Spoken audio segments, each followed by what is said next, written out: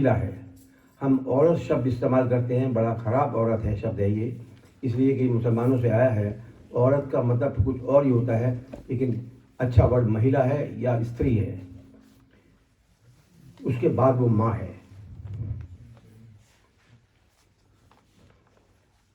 उससे जब तुम प्रेम करते हो तो उस समय वह देवी है जिसे प्रेम करने का जी चाहता है। शादी के दिन वह सुंदरता की देवी है। शादी के बाद वह प्यार की देवी है, जो हमारी जिंदगी को स्वर्ग बनाती है। जब उसके संतान होती है तब वह ममता की देवी है, वात्सल्य की देवी है। जब मर्द की जिंदगी की शाम होती है, उसका शरीर ढीला पड़ जाता है, उस समय उसे सच्चे सहारे की आवश्यकता होती है, तब वह देवी के रूप में सच्चा सहारा देती है। माँ का दिन तब शुरू होता है कब शुरू होता है माँ का दिन? जब सूर्य उगता है, उससे भी भोर में। और माँ का और महिला का, मदर का, उसका पत्नी का दिन तब शुरू होता है जब सूर्य ढलने लगता है। माँ प्यार का सावन है, जो मर्द व बच्चों के जीवन में शांति व सुख बसाती है। लेकिन उसे प्यार के अमृत से सींचना पड़ता है। Very happy mothers day to all of you, with all kind regards from HSCSJ। Congratulations. जैसे कवि सम्मेलन में कहते हैं, देखिए एक मूवी 10-10 करोड़, 20-20 करोड़, 50-50 करोड़, 100-100 करोड़ तक की बनती है। 3 घंटे बैठे, हम 2.5 घंटे बैठे, सिवाय मार काट के और कुछ नहीं होता। लेकिन कभी लोग ऐसे होते हैं कि जो हमको 2.5-3 घंटे, बिल्कुल 2-2.5-3 घंटे बराबर पिन ड्रॉप साइलेंस के साथ बिठा के रखते हैं और इतना आनंद और मनोरंजन देते हैं। और ये समझिए तो कितने इम्पोर्टेंट कवि होंगे जिनको हम उतनी इम्पोर्टेंस नहीं देते जिनको हमको देनी चाहिए। एक बात मैं आपके फायदे के लिए भी और हमारे कवि या कवित्री जी के लिए भी फायदे की बता रहा हूँ। देखिए, जब कवि या कवित्री जी यहाँ पर कुछ कहें और आपको अच्छा लगे तो कृपया करके खूब जोर से, दिल से हाथ हथेली बजाइएगा। कारण क्या है कि कवि भूखा होता है अपनी तारीफ का, अच्छी तारीफ का। यदि उसको पसंद आया तो आप जरूर करिए, और आपका लाभ ये है कि यहाँ एक्यूप्रेशर पॉइंट्स हैं। जितनी हथेली बजाएंगे उतना ही आपको शारीरिक स्वास्थ्य में लाभ मिलेगा।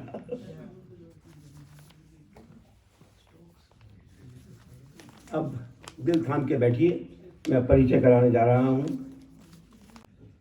सबसे पहले मैं श्रीमती डॉक्टर अनु सपन जी का परिचय आपसे कराता हूँ। Doctor Anu Sapan has been treading the path of Hindi poetic gatherings for almost 35 years. With her ethereal personality, voluminous literary work, and incomparable poetry, she personifies sweetness and grace, winning many hearts. She has also been given her readers timeless literature to cherish. She represents a window to Indian culture, which gives a glimpse of Indian culture, poetic sensitivity, and a deep insight into a woman's heart, as Dr. Anu Sapan.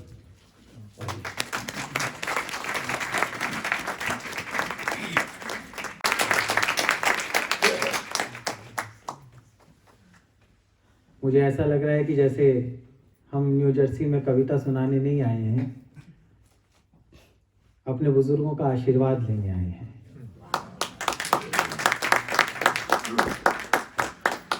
एक पूरी पीढ़ी जिसने अपनी धरती से कटकर गमले में उगने का रिस्क लिया, वो आज वटवृक्ष बनकर इस देश में खड़ी है। ये देखकर मैं समझ सकता हूँ कि आपने क्या पीड़ाएं सही हैं और कहाँ तक आप पहुँचे हैं। हम लोग जब निकलते हैं भारत से अमेरिका आने के लिए, हांगकांग जाने के लिए, माँ दुनिया भर के देशों में जाते रहते हैं, ये मेरा प्रचार भी था और सूचना भी। जब हम निकलते हैं तो हमें डर होता है कि कोई इमिग्रेशन पे ना रोक ले। जब हम निकलते हैं तो हमें भय होता है कि कहीं किसी सिक्योरिटी प्रोसेस में हम फंस ना जाएं, कहीं हमसे कोई गलती ना हो जाए। मैं अक्सर सोचता हूं, जब भारत की सीमाओं को पार करके जहाज निकलता है तो उस क्षण मेरे मस्तिष्क में ये बात हमेशा आती है कि जो बिना किसी अते पते के अपनी धरती छोड़कर निकला होगा 7 समंदर पार जाकर कुछ काम धंधा ढूंढने, उसके मन में कितना सारा भय रहा होगा। और उस भय को मैं हर बार तब महसूस करता हूं जब मैं इमिग्रेशन काउंटर पे खड़ा होता हूं। आप लोगों ने अपने आप को बोया है, तब आज आपकी अगली वाली पीढ़ियां बिरयानी खा रही हैं।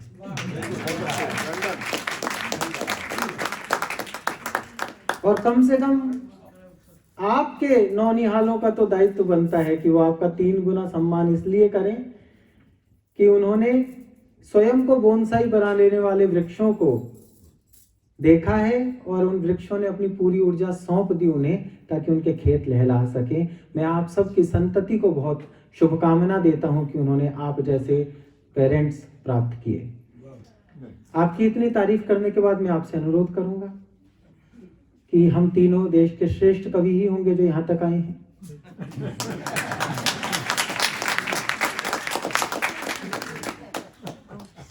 जैसा मैं आप लोगों के बारे में सोच कर आया हूं कि आप लोग बहुत अच्छी कविता सुनते हैं, जाते हुए भी मेरे मस्तिष्क में यही इंप्रेशन रहना चाहिए।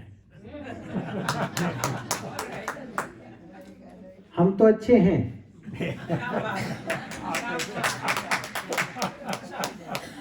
अब आपकी इज्जत आपके हाथ।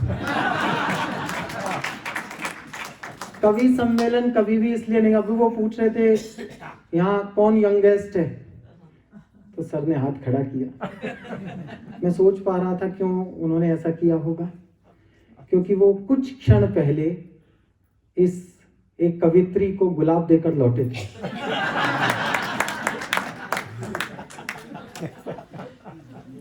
और ये दुर्भाग्य है कि जब वो कवित्री की ओर देख रहे थे तो कवित्री कैमरे की ओर देख रही थी, फिर जब कवित्री ने उनकी ओर देखा तो वो कैमरे की ओर देख रहे थे। तकनीकों ने संवेदनाओं के साथ हमेशा ऐसा ही खिलवाड़ किया है। जब संवेदनाएं आंखों में आंखें डाल रही होती हैं तो हमारी आंखें तकनीकों पर टिकी हुई रह जाती हैं। इसीलिए आप अपने आप को तकनीकों से बचा कर रखें और संवेदनाओं से जोड़ कर रखें। तो मैं आश्वस्त करता हूं आपको, यदि हमने तकनीक से ज्यादा महत्व संवेदना को देना शुरू कर दिया तो अगली बार जब आप कवि सम्मेलन कराएंगे तो उस वाले हॉल में होगा और आपकी औलादें, आपके बच्चे आपके साथ होंगे, ताकि आप इस हिंदी को, इस संस्कृति को अगली पीढ़ी तक पहुंचा सकें। जितनी तालियां आप बजा रहे हैं इतने हमारे देश में मोदी जी जीएसटी काट लेते हैं। तो आप लोग जीएसटी वीएसटी की चिंता छोड़कर एक बार, आज मदर्स डे है, आप लोग उत्सव में हैं, हम लोग उत्सव धर्मिता के साथ यहाँ खड़े हैं, एक बार ये सदन जोरदार तालियों से सूचित करें। आसान नहीं होता साहब। मैंने कभी 4 पंक्तियां लिखी थी, वो पंक्तियों ने मुझे बहुत आशीष दिया, दुनिया भर में पहुंचती है, दिवाली की शुभकामनाओं के काम आती है। मुझे लगता है कि मैंने अपना सर्वश्रेष्ठ लिख दिया। उन 4 पंक्तियों से शुरू करता हूं कि त्याग दी हर कामना निष्काम बनने के लिए। गुप्ता जी सुनिएगा, त्याग दी हर कामना निष्काम बनने के लिए, 3 पहरों तक तपा दिन शाम बनने के लिए। 3 जिन होठों से वहां निकली उनको सलाम करता हूं। 3 पहरों तक तपा दिन शाम बनने के लिए, और घर नगर परिवार ममता प्रेम अपनापन दुलार। चौथी पंक्ति में हिंदुस्तान लहला जाए तो उसे लहलाने देना, कि घर नगर परिवार ममता प्रेम अपनापन दुलार, राम ने खोया बहुत श्री राम बनने के लिए। तो हम लोग उस सुनहरी सुबह पर खड़े हैं जिसके पीछे काली रात हम झेल कर आए हैं। अब मैं चाहता हूं कि पुण्य का काम है, साधना का काम है, अक्षरों का काम है, शब्दों का काम है। तो शब्दों की देवी माँ वीणा पाणी से इस बात की अनुमति ली जाए कि हम अपने उत्सव मना सकें। हम उनसे आशीष की अपेक्षा करते हैं और मैं डॉक्टर अनु सपन से अनुरोध करता हूं कि वे मां सरस्वती की वंदना करके इस कार्यक्रम की शुरुआत करें और आप लोग जोरदार तालियों के साथ अर्चना के इन क्षणों में सम्मिलित।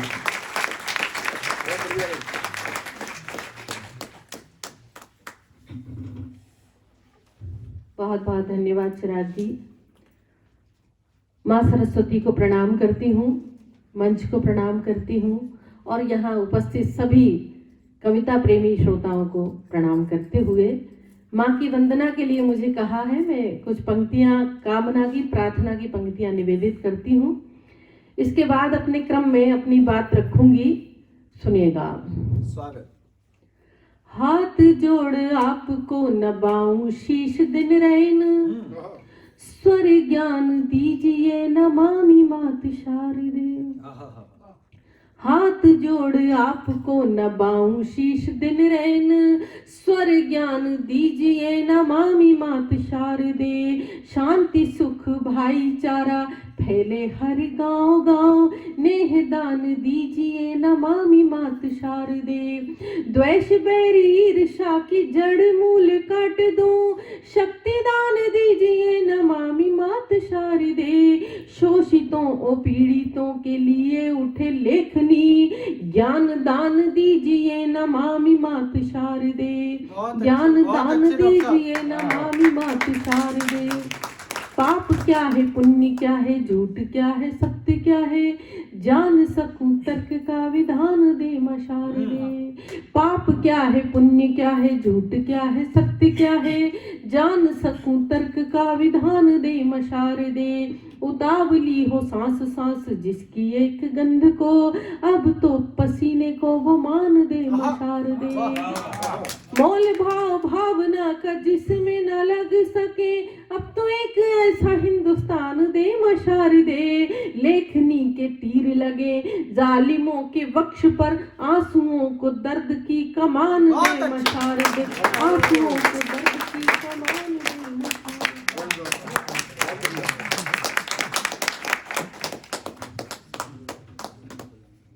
बहुत धन्यवाद डॉक्टर अनु सपन जी का, उन्होंने सरस्वती की वंदना की। और आप लोगों का धन्यवाद कि आपने अर्चना के इन क्षणों को वंदना की तरह जिया।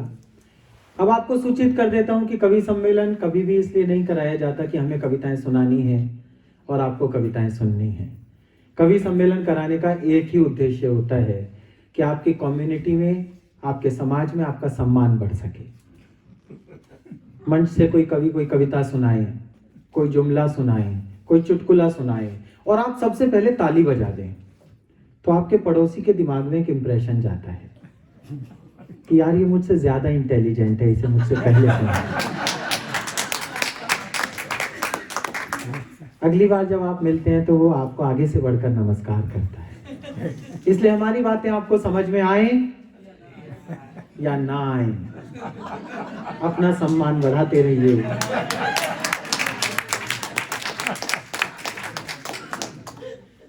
नहीं, ये सब बातें बता दे रही हैं इसलिए जरूरी है कि बाद में आप ये ना कहें कि ये वैधानिक चेतावनियां हैं।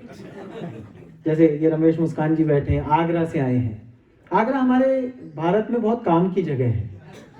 जैसे आपके यहाँ कोई अमेरिका आ जाए, आपके तो आते रहते होंगे, आप तो लगते भी इधर की हो रही हैं, भारत के करीब वाले हैं आप, तो आते भी यही होंगे सीधे। कोई आ जाए गेस्ट, अब आपके पास टाइम नहीं है तो आप क्या करेंगे, उससे फ्लाइट में बैठा के लॉस वेगास भेज देंगे। अगला 2 दिन तक पैदल चल चल के थक थका के वापस लौटेगा। उसके बाद आप खुद से उससे पूछेंगे कि कहीं घूमना है, तो वो कहेगा नहीं मैं घर में हूं। तो ऐसे हमारे यहाँ एक आगरा है, जब कोई बाहर से राजनयिक आता है, कोई प्रेसिडेंट आता है और मोदी जी के पास टाइम नहीं हो, तो वो उसे फ्लाइट में बैठा के आगरा भेज देते। ट्रम्प साहब गए थे, मोदी जी ने लैंडिंग सीधी आगरा करवाई।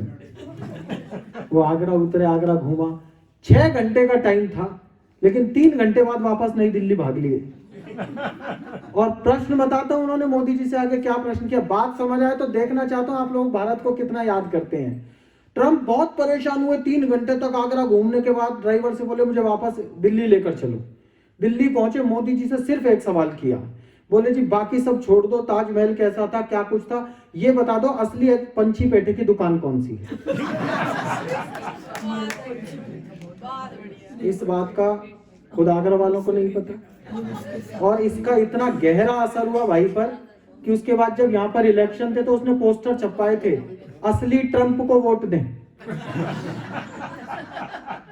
सच में भारत होता तो 12-13 तो डमी खड़े होते। इसलिए आगरा इतना काम का प्रदेश है, इतने काम का शहर है, जहाँ हर प्रकार के व्यक्ति का इलाज हो जाता है। रमेश मुस्कान जी उसी आगरा से हमारे बीच आए हैं। इन्होंने एक तोता पाला, और थोड़ा उत्सव में आइए, एक कथा सुनाता हूँ, कथा सुन लेंगे तो कभी सम्मेलन सफल होगा। रमेश मुस्कान जी ने एक तोता पाला। गुप्ता जी तोता पाल के धूप पानी देने के लिए सब बरामदे में लटकाना शुरू कर दिया।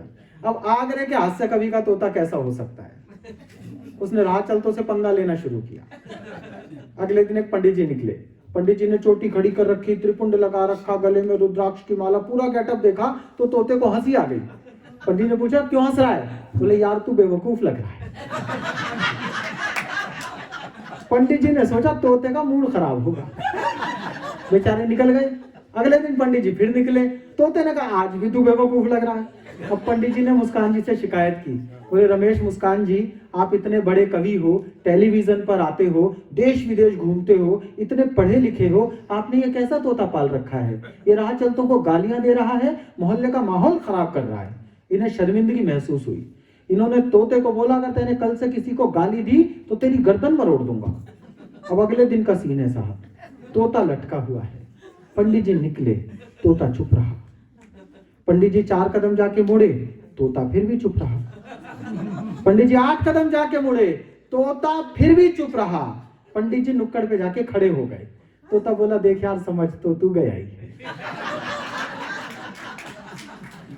तो ये पूरा कवि सम्मेलन समझदारी का मामला है।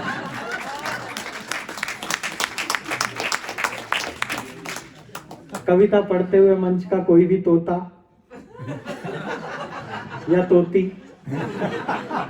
अचानक रुककर आपकी ओर देखने लगे तो आप लोग भी समझ जाएं कि आप लोगों को प्रतिक्रिया करनी है, क्योंकि कवि सम्मेलन द्विपक्षीय वार्ता है।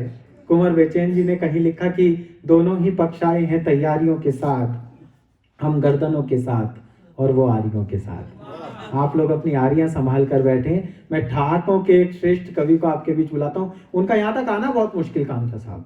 समस्या क्या है कि वो इमिग्रेशन से जब निकल रहे थे तभी से समस्या शुरू हो गई।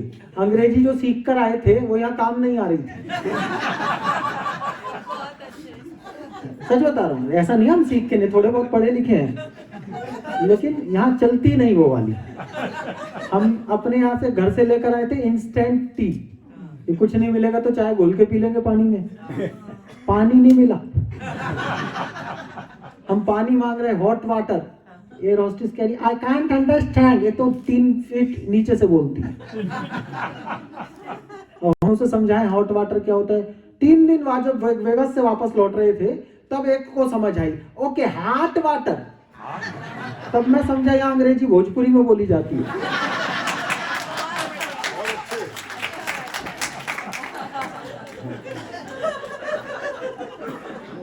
और मैं सच बता रहा हूं आपको, भारत का आदमी 15-20 दिन अगर अमेरिका में रह ले तो वो और कुछ सीखे या ना सीखे, बारीक बात कर रहा हूं, जिन्हें समझ आए केवल वो ताली बजाना। भारत का आदमी 15-20 दिन अमेरिका में रह ले तो और कुछ सीखे या ना सीखे, 82, 83, 84, 85 का पहाड़ा जरूर सीख जाता है। कुछ भी खरीदे पहले कैलकुलेट करे।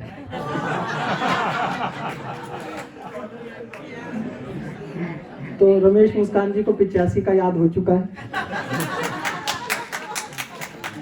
अगर रेट ऊपर नीचे नहीं हुए तो बाकी भी याद हो जाएंगे। लेकिन उनको बुलाते हुए केवल 4 पंक्तियां पढ़ता हूँ। ठहाके जिंदगी की सबसे बड़ी नेमत है, मुस्कुराते हुए होठ दुनिया की सबसे अनमोल वस्तु हैं, और जिन होठों के आंखों की कोरों पर झिलमिलाहटें होती हैं वो दुनिया के सबसे खूबसूरत चेहरे होते हैं। मैं रमेश मुस्कान जी को इसलिए बुलाता हूं कि जिंदगी के दर्द को उन्होंने ठहाका बनाना सीखा है। अंजुम रहबर जी के 4 मिसरे खर्च करता हूं और यहां से वहां तक हिलोर देखना चाहता हूं कि जिंदगी में हास्य का क्या महत्व है, कि अपने जख्मों को भी आईना बनाया हमने, आपको हंसता हुआ चेहरा दिखाने के लिए। इतना आसान नहीं खुद का तमाशा करना, कलेजा चाहिए औरों को हंसाने के लिए। जिनके पास दुनिया को हंसाने का कलेजा है, जोरदार तालियों में आवाज दीजिए रमेश मुस्कान जी को।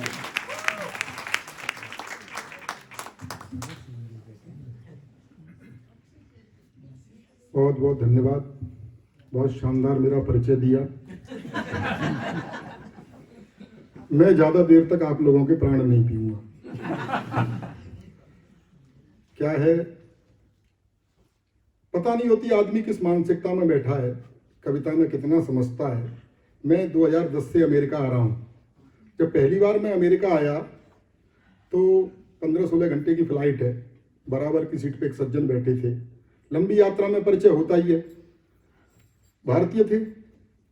मुझसे उन्होंने पूछा आप क्या करते हैं? मैंने कहा जी मैं कवि हूँ, कविताएं सुनाने के लिए जा रहा हूँ। मैंने उनसे पूछा आप क्या करते हैं? बोला मेरा वहाँ व्यापार है, वहाँ कुछ पैसा फंसा हुआ है, उसे निकालने जा रहा हूँ। थोड़ी देर बाद बोर होने लगे तो बोले कवि जी कोई कविता बविता सुनाइए। तो जैसे ही उन्होंने कविता के साथ बविता जोड़ा, मैं समझ गया कविता में कितना जानते होंगे। मैंने कहा सेठ जी रहने दीजिए, आपका कविता से क्या लेना देना। तो वो जिद करने लगे, तो मैंने ट्रक से चुराया हुआ एक शेर उन्हें सुना दिया कि हमें तो अपनों ने लूटा, गैरों में कहाँ दम था, मेरी कश्ती वहां डूबी जहां पानी बहुत कम था। तो वो रोने लग गए। मैंने कहा शायद ज्यादा चोट खाए हुए हैं, हो सकता है जीएसटी के पिटे पिटाए हों। 2-3 घंटे की नींद उन्होंने निकाली, 2-3 घंटे की मैंने निकाली। अचानक कंधा झकझोर के उन्होंने मुझे उठाया। बोले कवि जी ये बताओ बाद में वो कश्ती निकली या नहीं निकली? कविताएं ऐसे भी सुनी जाती हैं, ऐसे भी समझी जाती हैं। लेकिन आप तो बरसों से कवि सम्मेलन कराते आ रहे हैं।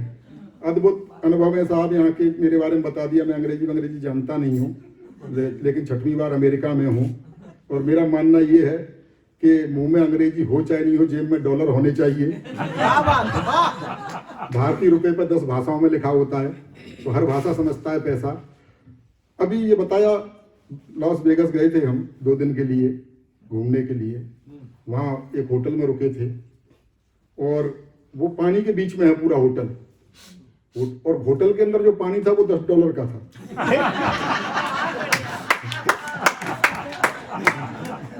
वो तो अच्छा है कि वहाँ वो अर्धनग्न युवतियां जो घूमती हैं, उन्हें देख देख करके मुंह में पानी आ रहा था, तो पानी की जरूरत नहीं पड़ी।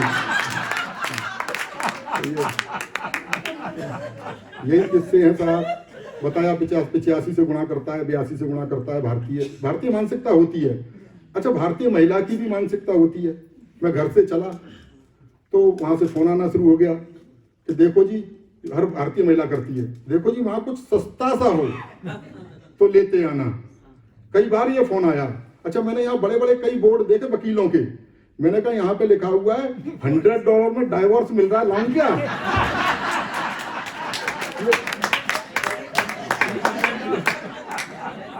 सच बता रहा हूँ, मैं बड़ी समस्याओं से जूझा हूँ। अब तो बहुत कुछ सीख गया। मैं पहली बार आया था, अब तो घरों में रुक जाते हैं हम। आप लोगों के पहले परिचय नहीं था, इवेंट वाले ने बुलाया था, होटल में रुके हुए थे। बड़ी समस्याएं हम धोने पहुंचने की। होटल के या तो लोटा दो, मैं ढूंढ ढांड के कहीं से एक मग्गा लाता था, गिलास विलास डिस्पोजल वो रख लेता था। वो मैक्सिकन लड़की जो सफाई वाली थी वो उसे उठा के ले जाती थी। मैं उसकी भाषा नहीं समझू, वो मेरी दिक्कत नहीं समझे। कई दिन तक चलता रहा ये। लेकिन अमेरिका में सच में आनंद आता है। अब तो वो पारिवारिक लोग और ये चेहरे दिखते हैं तो आनंद आ जाता है। आज तो सीनियर्स लोग बैठे हुए हैं। मैं थोड़ी देर आपका मन लगाना चाहता हूँ। आदरणीय अनु सपन जी हैं, गीत गजल आपको सुनाएंगी, बहुत बड़ी पोइटस हमारे बीच हैं। चिराग सर्व भाषाओं में सारे रस जितने हैं हिंदी में, युवा पीढ़ी में सर्वाधिक प्रतिभाशाली, ये कोई मैं चमचागिरी में नहीं कह रहा, सबसे छोटा कवि आयु में, लेकिन इस समय सबसे बड़ा कवि है इस देश का। लगातार टीवी पर आता है, उसे आप सुनाएंगे। मैं इस तरह की कविताएं नहीं लिखता, ये प्रेम प्यार की कविताएं दोनों लिखते हैं, मैं नहीं लिखता। मेरा मानना ये है, ये प्रेम प्यार की कविताएं कोई खास बात है नहीं। ये कॉलेज टाइम में जो कुछ हरकतें की गई होती हैं उसका काव्य अनुवाद है। कॉलेज तो मैं भी जाता था, लेकिन मैं पढ़ने जाता था नहीं। अच्छा, हो सकता है इनको दिखी हो प्रेमिका की नीली नीली आंखें, तो वैसा लिख दिया। मुझे तो उसके बाप की लाल पीली पहले ही दिख गई थी। जरूरी थोड़ी है कि सब कुछ प्रेम में ठीक ठाक चलता हो। मैं बहुत सीधा सरल लिखता हूँ। मेरा मानना यह भी है कि बहुत कठिन शब्दों के जोड़ने से कविता नहीं होती। बहुत से कवि आते हैं, आए भी होंगे, बहुत कठिन कठिन शब्दों का प्रयोग करते हैं और चिल्ला के सुना देते हैं, आप डर के मारे ताली बजाते हो। सच बता रहा हूं मैं आपको, मैं बहुत सीधा सरल, मैंने भी प्रयास किए कोई प्रेमिका हो, लेकिन परिणाम कैसे निकले, अखियां लड़ गई, अखियां लड़ गई, एक पल्ले पड़ गई, बात बढ़ गई, दिमाग को चढ़ गई, मेरी जिंदगी में एक कहानी और गढ़ गई, इजहार किया तो 3-4 जड़ गई, महीनों की आशिकी मिनटों में जड़ गई। बहुत अच्छे, बहुत बढ़िया। प्रेम प्यार मेरा वहां से निपट गया जी। गजल लिखती हैं, गजल में पीएचडी हैं डॉक्टर अनु सपन। अच्छा, गजल का भी अपना काम है साहब। पिछले दिनों में जगजीत सिंह की गजल सुनने बैठ गया और ऐसा लगता है गजल सुनने के बाद थोड़ी देर बाद लगने लगा मेरी 10-20 गर्लफ्रेंड थी जो मुझे छोड़ के चली गई। तो मैं रोया, बाद में याद आया कि मेरे तो कोई गर्लफ्रेंड नहीं है। तो फिर 2 घंटे और रोया, फिर याद आया कि यार मैं तो शादीशुदा हूं, तो पूरी रात रोया।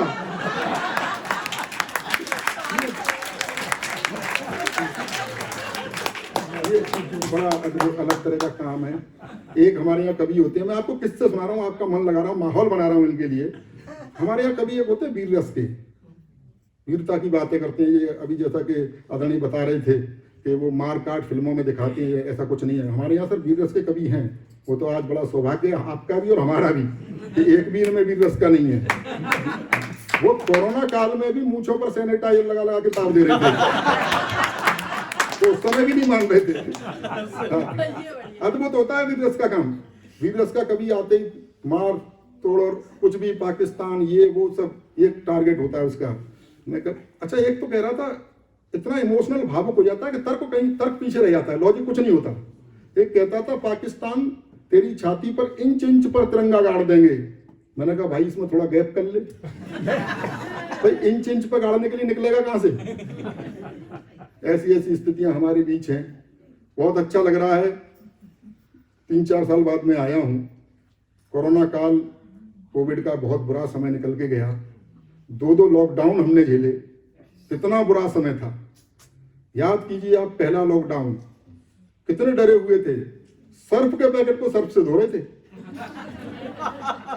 अद्भुत स्थिति थी। बाहर पुलिस डंडे, अपनी ही घरवाली के साथ घर में बंद थे, उसी की शक्ल देखनी पड़ रही थी।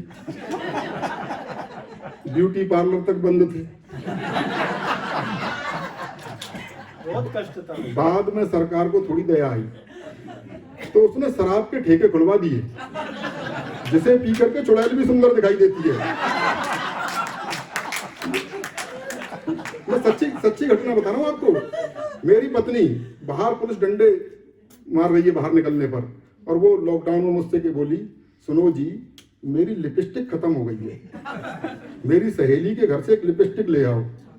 अच्छा, बाहर पुलिस, उस समय 2 ही लोग काम कर रहे थे, पुलिस और डॉक्टर, दोनों ही वैक्सीन लगा रहे थे। डॉक्टर पूछ भी लेता था कि अगर पहली वाली किधर लगी थी, पुलिस नहीं पूछती थी। बोली कि वो मेरी लिपस्टिक खत्म होगी, मेरी सहेली के घर से एक लिपस्टिक ले आओ। मैंने कहा तेरे जरा से होठ लाल करने के चक्कर में पुलिस मेरा क्या क्या लाल करेगी। उन स्थितियों से हम निकल के आए हैं। आप कविता के लिए बैठे हैं, जिस तरह की कविता मैं लिखता हूँ, 1-2 व्यंग्य छणिकाओं से आपको जोड़ना चाहता हूँ। स्वागत। भारत की नहीं, पूरे विश्व की एक समस्या है रोजगार की, उसे रेखांकित करना चाहता हूँ। बात आप तक पहुंच जाए, व्यंग्य आप तक पहुंच जाए तो आपका प्यार चाहूंगा। सेना की भर्ती की लाइन में खड़े एक बूढ़े को देखकर, सेना की भर्ती की लाइन में खड़े एक बूढ़े को देखकर ऑफिसर गरमाया। उसने बूढ़े से कुछ इस तरह फरमाया, बुड्ढे शमशान प्रतीक्षा कर रहा है और तू सेना में भर्ती हो रहा है, क्या दिमाग में कीड़े पड़े हैं। तो बूढ़े का जवाब था, नंबर आते आते बूढ़े हो गए तो हम क्या करें, लाइन में तो जवानी से खड़े हैं।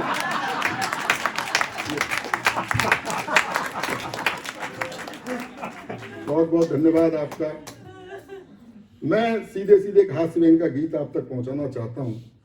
आपको बहुत बहुत बधाई देना चाहता हूं कि आपने हिंदी के कवि बुलाए। तमाम तरह के आयोजन आप करते रहते हैं, कहीं न कहीं 7 समंदर पार भी आप भारतीय संस्कारों को जिंदा रखे हुए हैं, भारतीय संस्कृति को जिंदा रखे हुए हैं। भारतीय संस्कृति पर पाश्चात्य संस्कृति जो प्रहार कर रही है, उसको रेखांकित करते हुए मैंने एक गीत लिखा है और इसकी भूमिका में बताना चाहता हूँ। एक संस्कारवान किसान का बेटा पढ़ने के लिए विदेश आ गया और वहां उसका प्रेम एक मॉडर्न लड़की से हो गया जो पूरी तरह पाश्चात्य रंग में रची बसी थी। और रची बसी क्या थी? लिपि पुती थी। कुछ दिनों बाद उसे लगा कि इसके साथ मेरा निर्वहन नहीं हो सकता, इसके साथ नहीं निभ सकती, तो उसने उसे पत्र लिखा कि मैं तुम्हें प्यार नहीं दे पाऊंगा। और क्यों नहीं दे पाऊंगा, सारे तर्क उसने उसमें लिखे, वो आप तक पहुंचाना चाहता हूं। एक बार तालियां बजा करके माहौल दीजिए। ये मैं गाकर सुनाऊंगा। डॉक्टर अनु सपन जैसा तो मैं गा नहीं सकता, और मैं कैसा गाता हूं इससे आप अंदाजा लगा सकते हैं। लॉकडाउन में मैंने जागरूकता के लिए गीत लिखा था कि घर से मत निकलो भैया, घर से मत निकलो, और इसकी प्रैक्टिस अपने घर में ही करी। कई बार गाया, घर से मत निकलो, घर से मत निकलो, तो मेरे घर वाले ही बाहर निकल गए। नहीं, सच बता रहा हूं। मैं बचपन में जब गाता था तो मेरा छोटा भाई छत पर खड़ा हो जाता था। मैंने कहा भाई तू छत पर क्यों खड़ा हुआ है? बोला मोहल्ले वालों को बताना चाहता हूं कि मैं नहीं गा रहा हूं। लेकिन आनंद लीजिएगा जो उसने लिखा। ओ कंप्यूटर युग की छोरी, ओ कंप्यूटर युग की छोरी, मन की काली तन की गोरी, किंचित तो अपनी बाहों का गलहार नहीं दे पाऊंगा, करना मुझको माफ, मैं तुमको प्यार नहीं दे पाऊंगा। ओ कंप्यूटर युग की छोरी, क्यों नहीं दे पाऊंगा? तर्क सुनिए कि तुम फैशन टीवी सी लगती, मैं संस्कार का चैनल हूँ। तुम फैशन टीवी सी लगती, मैं संस्कार का चैनल हूँ। तुम मिनरल वाटर की बोतल, मैं गंगा का पावन जल हूँ। तुम करो गाड़ियों की मांगे, मैं पाँव पाँव चलने वाला। तुम हेलोजन सी जलती हो, मैं दीपक सा जलने वाला। तो चमक दमक वाला तुमको संसार नहीं दे पाऊंगा, करना मुझको माफ, मैं तुमको प्यार नहीं दे पाऊंगा। यो कंप्यूटर युग की चोरी। बहुत अच्छे। अब ताली वाली बजाते रहिए, कोई आसाराम बापू की कथा नहीं हो रही है। आप तो ऐसे लगे कि कभी बुला दिए, लगा दिए काम पर। और अच्छा, आसाराम बापू से याद आ गया मुझे, ये भी सच्ची घटना है। संजय दत्त को जेल से जल्दी छोड़ दिया था क्योंकि जेल में उसके आचार व्यवहार ठीक ठाक थे। तो ये खबर टीवी पर चल रही थी। मेरा एक 12-13 साल का भतीजा है, उसने कहा चाचा ये संजय दत्त को जल्दी क्यों छोड़ दिया? मैंने कहा बेटा इसके जेल में आचार व्यवहार संस्कार बहुत अच्छे थे, इसलिए जल्दी छोड़ दिया। बोले अच्छा, आसाराम बापू जेल में भी नहीं मानने क्या? आनंद लीजिएगा। लड़की मॉडलिंग करती है कि तुम रैंप पे देह दिखाती हो, मैं संस्कार को जीता हूं। तुम रैंप पे देह दिखाती हो, मैं संस्कार को जीता हूं। जब तुम्हें देख सीटी बजती, मैं घूंट लहू का पीता हूं। तुम सदा स्वप्न में जीती हो, मैं हूं यथार्थ जीने वाला। तुम जाम टकीला पीती हो, मैं हूं मट्ठा पीने वाला।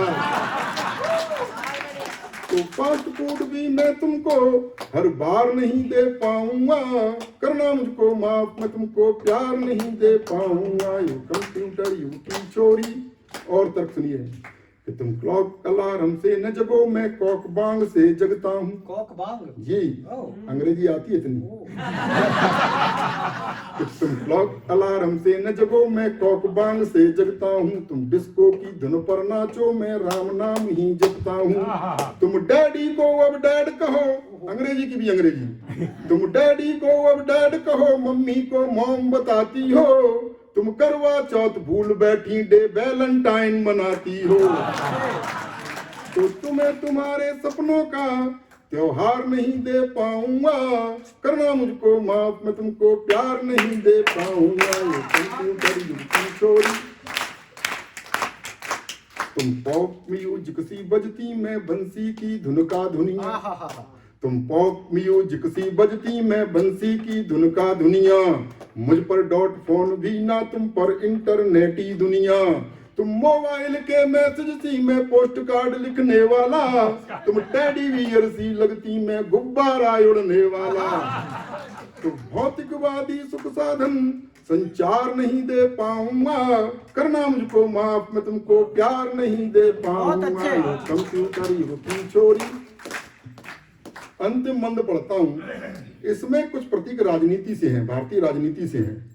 कवियों का, साहित्यकारों का किसी भी राजनीतिक दल से कुछ लेना देना होता नहीं है। मस्ती में लिखा है, मस्ती में सुन लीजिएगा। और इसमें जो अंतिम नाम आए उन्हें प्रणाम कर लीजिएगा, क्योंकि वो हमारे कुनबे से भी थे। और मैं तो उत्तर प्रदेश से आया हूँ, हमारे यहाँ तो कमाल कमाल के नेता हुए हैं। मुलायम सिंह जी ने एक बार बयान दिया था, काफी चर्चा में रहा था, कि लड़कों से गलती हो ही जाती है। बाद में नारायण दत्त तिवारी जी ने माथा कूट लिया, बोला गलती से लड़के हो जाते हैं। उन विसंगतियों में हम जीते हैं। अंतिम मंद सुनिएगा कि मैं धरती पुत्र मुलायम सा, तुम हो कठोर माया जैसी। मैं धरती पुत्र मुलायम सा, तुम हो कठोर माया जैसी। मैं सिंह गर्जना वाला हूँ, तुम हथनी की काया जैसी। तुम सब कुछ अपना हार चुकी, तुम सब कुछ अपना हार चुकी। मैं जीता हुआ जुआरी हूँ, तुम इटली की रानी जैसी। मैं देसी अटल बिहारी हूँ। तो तुमको अपने जीवन की सरकार नहीं दे पाऊंगा, करना मुझको माफ, मैं तुमको प्यार नहीं दे पाऊंगा। बहुत बहुत धन्यवाद।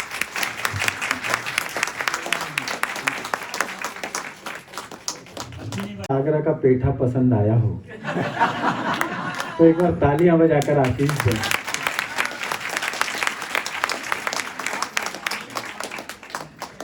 प्यार की बातें करते करते अचानक राजनीति की बातें करने लगे। ये उत्तर प्रदेश से आए हैं, कर सकते हैं। मैं तो दिल्ली से आया हूं, सोच भी नहीं सकता। पूरी दुनिया में मुख्यमंत्री इसलिए बनाए जाते हैं ताकि वे समस्याओं का समाधान कर सकें। हम दिल्ली वाले हैं, हमने समस्या कोई पक्का व्यापारी है जी। किस चीज का क्या सदुपयोग करना है हमारे मुख्यमंत्री से पूछो। सर पिछले दिनों दिल्ली में आंधी तूफान आया तो घबराकर अपनी कोठी में एक पेड़ से चिपक गए। आधा घंटे बाद जब तूफान शांत हो गया तो पसीना पोंछते हुए बोले, आज मैं नहीं होता तो ये पेड़ गिर जाता।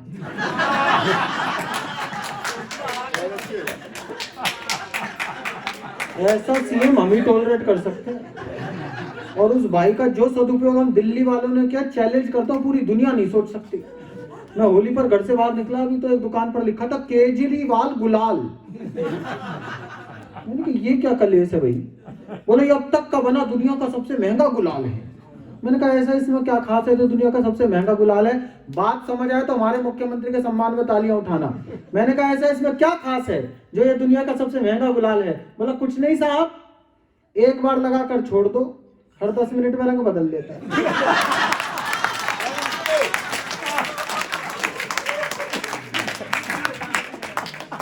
तो आप निश्चिंत रहिए, राजनीति भारत में वैसी चल रही है जैसी आप छोड़ के आए थे। लोग कहते हैं सरकारें बदलती हैं, सरकारें बदलती हैं। मैं सिद्ध करता हूं साहब, दुनिया में कहीं भी सरकारें नहीं बदलती, सिर्फ चेहरे बदलते हैं, चरित्र वही रहते हैं। और एक पंक्ति में 20 वर्ष की राजनीति पढ़ता हूं अपने देश की, और बात समझ आए तो फिर आप लोगों की लोकतांत्रिक तालियां मांगता हूं कि पिछली सरकार में और वर्तमान सरकार में इतना सा अंतर है। पिछली सरकार में एक मनमोहन सिंह थे, बाकी सारे प्रधानमंत्री थे। इसमें एक प्रधानमंत्री है, सबको मनमोहन सिंह बना। भाई साहब बोलने ही नहीं देते किसी को। मन की बात भी मैं ही करूंगा। तो आडवाणी जी चले गए शपथ ग्रहण समारोह में, तो वेटर ने पूछ लिया सर आप क्या लेंगे। बोले लेने तो मैं शपथ आया था पर तू जल जी रही है। अच्छा हमारे यहाँ क्या, कोई चैनल खोलो, पिछले 7-8 साल से ये हो गया, कोई चैनल खोलो उस पर मोदी जी, किसी भाषा का चैनल खोलो उस पर मोदी जी। मैंने सोचा मैं एक ऐसा चैनल देखना शुरू करूंगा जिसपे मोदी जी कभी नहीं आ सकते। मैंने डिस्कवरी देखना शुरू किया, उनने वो भी नहीं छोड़ा। तो डिस्कवरी पर वो एक जंगली सा आदमी बेयर ग्रिल्स जानवरों के इंटरव्यू लेता है वो। उसने पूछा मोदी जी से, बोले मोदी जी जंगल में शेर आ गया तो आप क्या करोगे। बात समझ आए तो भारत के एक योग्य बेटे के लिए तालियां उठाना कि उन्होंने राजनीति को कैसे साधा। बोले मोदी जी जंगल में शेर आ गया तो आप क्या करोगे। मोदी जी बोले करना क्या है, मैं शेर से कहूंगा ये पंजे उठा उठा के मत दहाड़, माँ का दूध पिया तो चुनाव लड़के दिखा।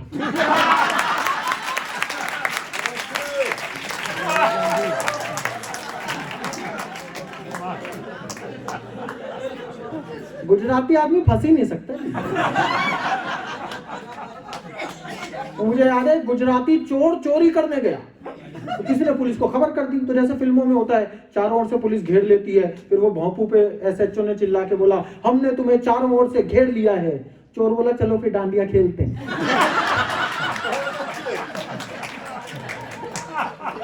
किसी भी परिस्थिति में गुजराती आदमी सॉल्यूशन निकाल लेता है। तो पिछले दिनों एक बड़ा गाना आया था, बारीक बात करो समझ आया तो मजा लेना। पिछले दिनों गाना आया था, दिल्ली गई कुड़ी गुजरात की, दिल्ली गई कुड़ी गुजरात की। मैंने कहा फिर क्या हुआ? बोले बेच दिया।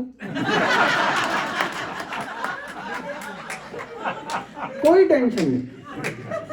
व्यापार कैसे किया जाता है गुजरातियों से पूछा जाए। 4 दिन पुरानी रोटी को फाफड़ा बनाकर खाकड़ा बनाकर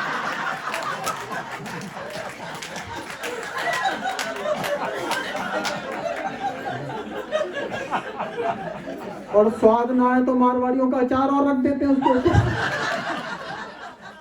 बाद में अगर कोई कहे कि अच्छी नहीं लगी तो बोले अचार खराब था। अपने ऊपर कोई खराबी नहीं है। हमारे यहाँ बड़ा अच्छा मैनेजमेंट सिस्टम है। जब भारतीय जनता पार्टी जीतती है तो इलेक्शन में जो फोटो लगती है चुनाव परिणाम में, उस पर ऊपर मोदी जी की फोटो लगती है। गुजराती आदमी है, सही जगह पर सही फोटो लगती है।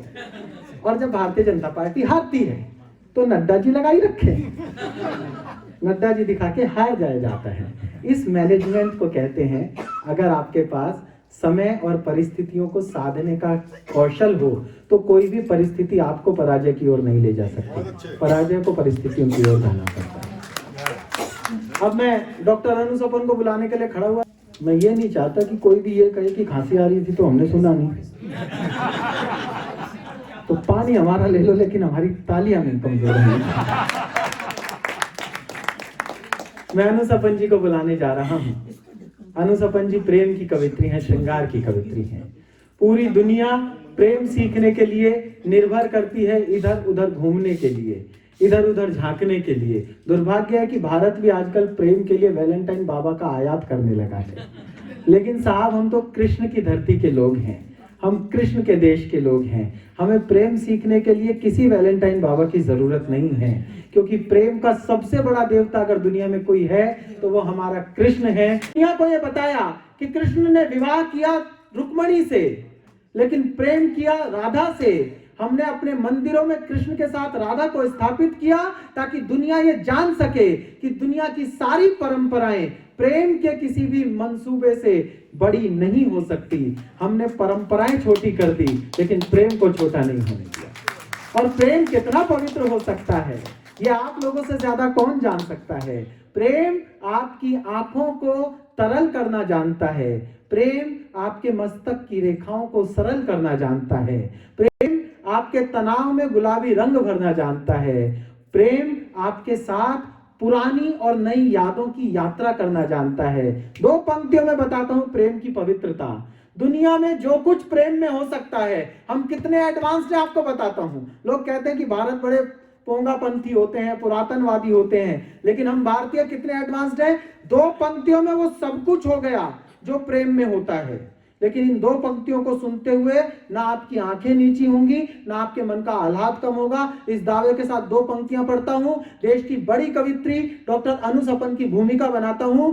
योगेश छिब्बर एक कवि हुए सहारनपुर के, उन्होंने दोहा लिखा, और प्रेम का इससे बड़ा दोहा मुझे हिंदी साहित्य में नहीं मिलता कि एक पहर ठहरी सखी कान्हा जी के ठौर। एक पहर ठहरी सखी कान्हा जी के ठौर, पहुंची कोई और थी लौटी कोई और। ये जो पहुंचने से लौटने के बीच की यात्रा है, इसी को प्रेम कहा जाता है। इस यात्रा को जब पर्दों से पार कर दिया जाता है तो वो अश्लीलता हो जाती है, और इस यात्रा को अगर सलीके से कहा जाता है तो वो प्रेम की श्रृंगार की कविता बन जाती है। मीरा ने अपने प्रेमी के नाम जो पत्र लिखे थे, आज हम उन्हें कृष्ण के भजन कहकर मंदिरों में गाया करते हैं। हमसे ज्यादा प्रेम को पवित्र करना कोई नहीं जानता। मैं चाहता हूं एक श्रेष्ठ कवित्री को श्रेष्ठ तालियों के साथ इस सभागार में बुलाया जाए। आपकी जोरदार तालियों के बीच आवाज देता हूं भोपाल से डॉक्टर अनु सपन।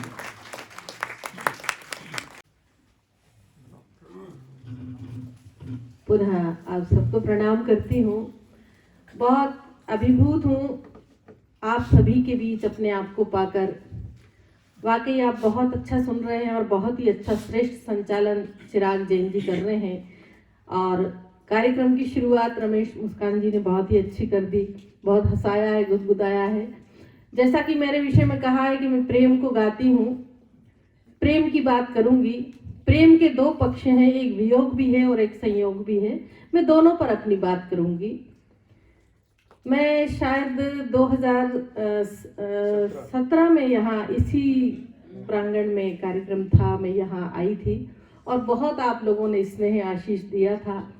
इसी उम्मीद के सहारे से मैं फिर उपस्थित हूँ, फिर हाजिर हूँ। और मुझे लगता है कि जिस तरह पहले सुना था वैसा ही आज ही सुना जाएगा। चार पंक्तियों के माध्यम से सबसे पहले बात करती हूँ। एक बार जरा पुनः मुझे आगे से पीछे तक की श्रोता तालियों से मदद दे दो। पीछे की श्रोताओं की जरा आवाजें कम आ रही हैं, थोड़ा सा मन बना दे और इस कवि सम्मेलन को कवि सम्मेलन बना दे तो अच्छा लगेगा। प्रेम की बात करती हूँ, सुनिएगा। 4 पंक्तियां पढ़ती हूँ आपके लिए। रात दिन मोह पाश होते हैं, प्रेम की एक तलाश होती है। जिंदगी बाग बाग होती है, आप जब आस पास होते हैं। आप जब आस पास होते हैं। 4 पंक्तियां और पढ़ती हूँ। थोड़ा सा पीछे के श्रोता भी मन बनाए मेरा कि देखो कितने सितार बजते हैं, दिल के सब तार तार बजते हैं। जब से तुमने मुझे निहारा है, मुझ में घुंघरू हजार बजते हैं, मुझ में घुंघरू हजार बजते हैं। और 4 पंक्तियां और पढ़ना चाहती हूँ। यहाँ ज्यादातर भूतपूर्व नौजवान उपस्थित हैं तो पढ़ती हूँ कि एक एक पल गुलाब हो जाता, लम्हा लम्हा किताब हो जाता।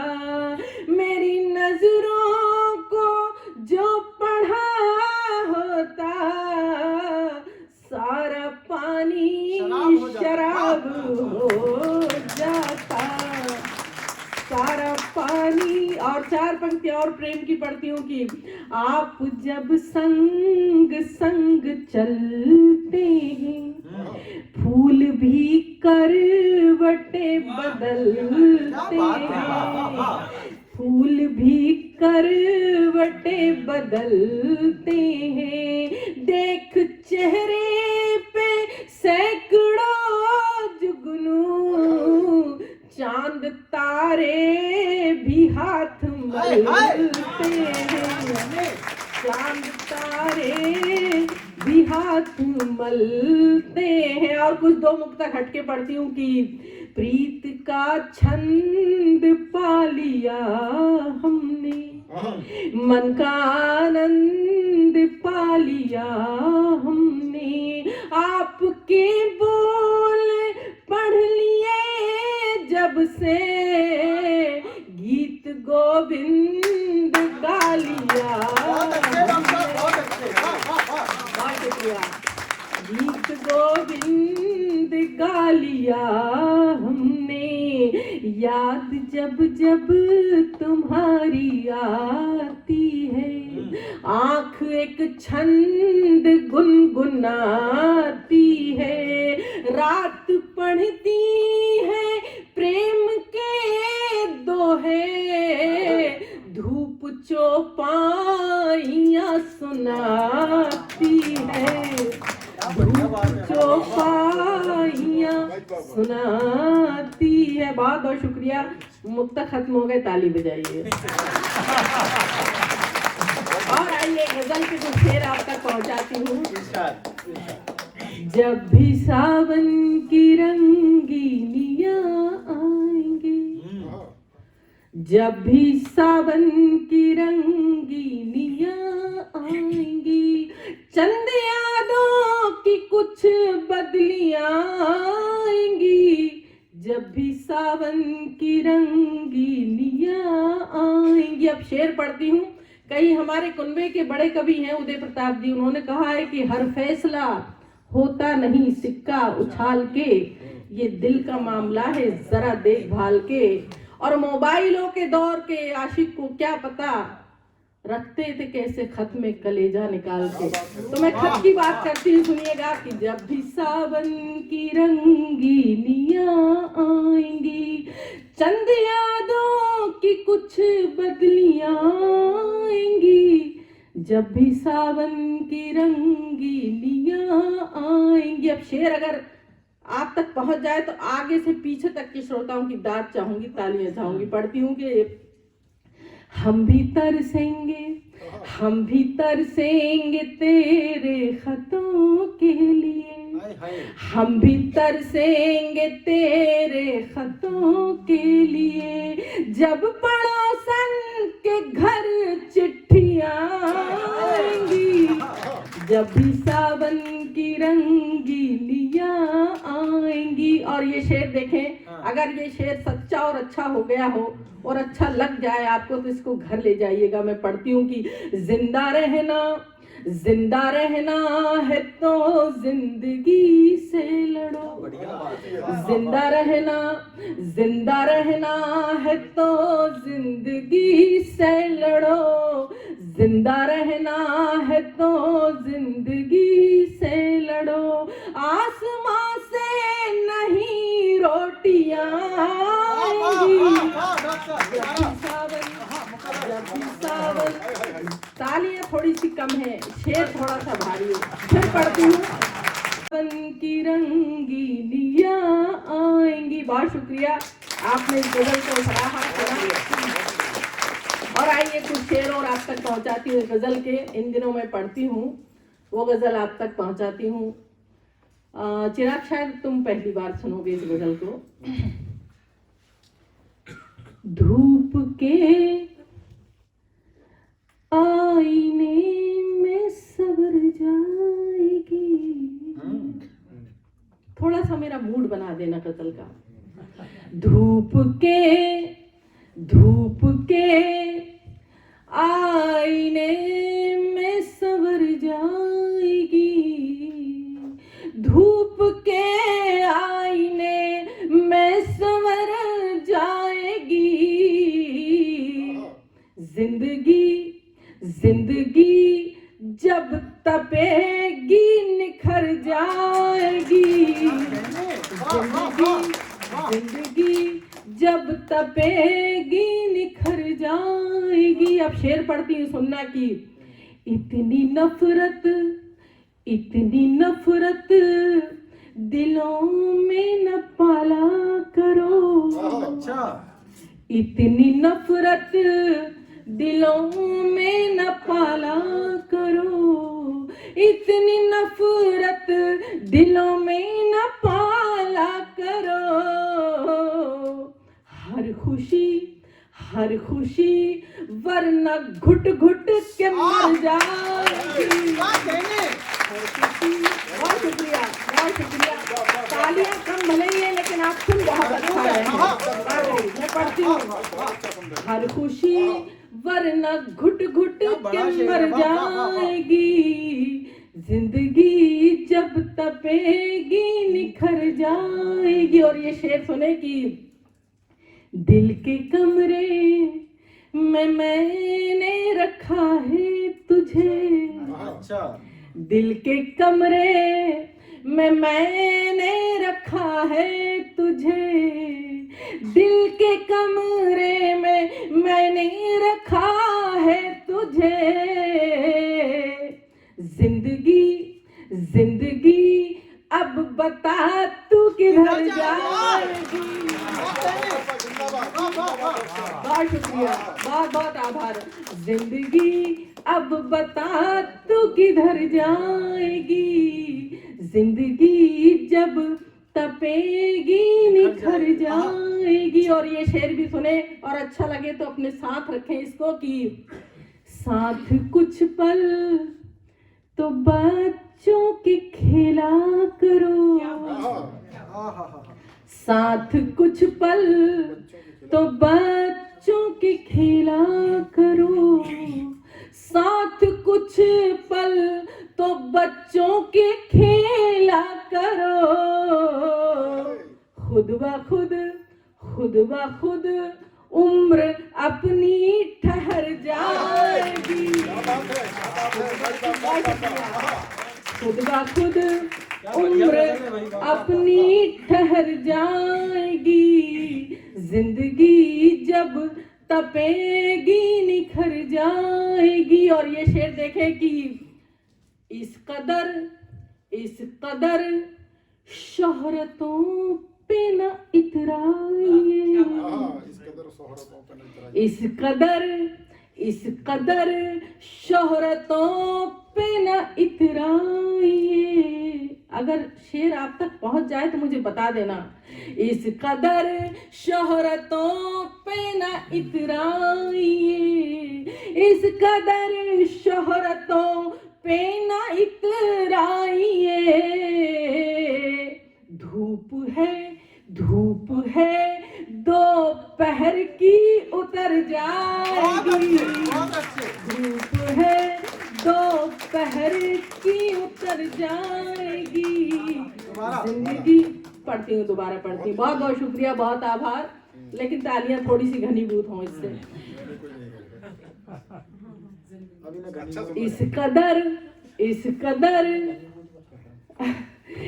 कदर शोहरतों पे न इतराइए, इस कदर शोहरतों पे न इतराइए,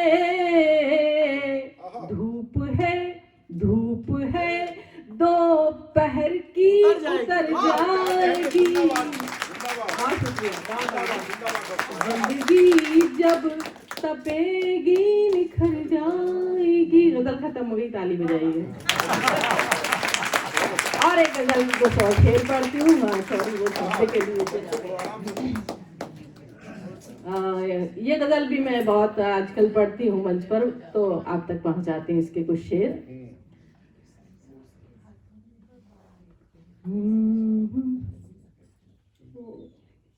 मुश्किलों से हमें जूझना आ गया, मुश्किलों से हमें जूझना आ गया, मुश्किलों से हमें जूझना गया,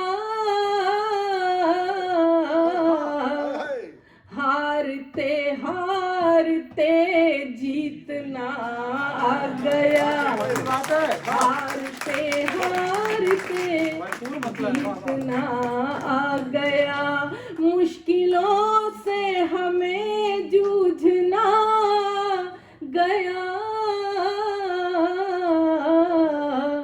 हारते हारते जीतना आ गया। और ये शेर पढ़ती हूँ। आज मदर्स डे है और सभी यहाँ उत्सव मना रहे हैं। मैं भी अपनी माँ का ध्यान कर रही हूँ, माँ को याद कर रही हूँ, यहाँ इतनी दूर हूँ। और ये शेर पढ़ती हूँ, औरत के हवाले से बात करती हूँ, सुनिए। क्या बात है। हारते हारते जीतना आ गया, एक नाजुक लता लोग समझे तो क्या, एक नाजुक लता लोग समझे तो क्या, एक नाजुक लता लोग समझे तो क्या,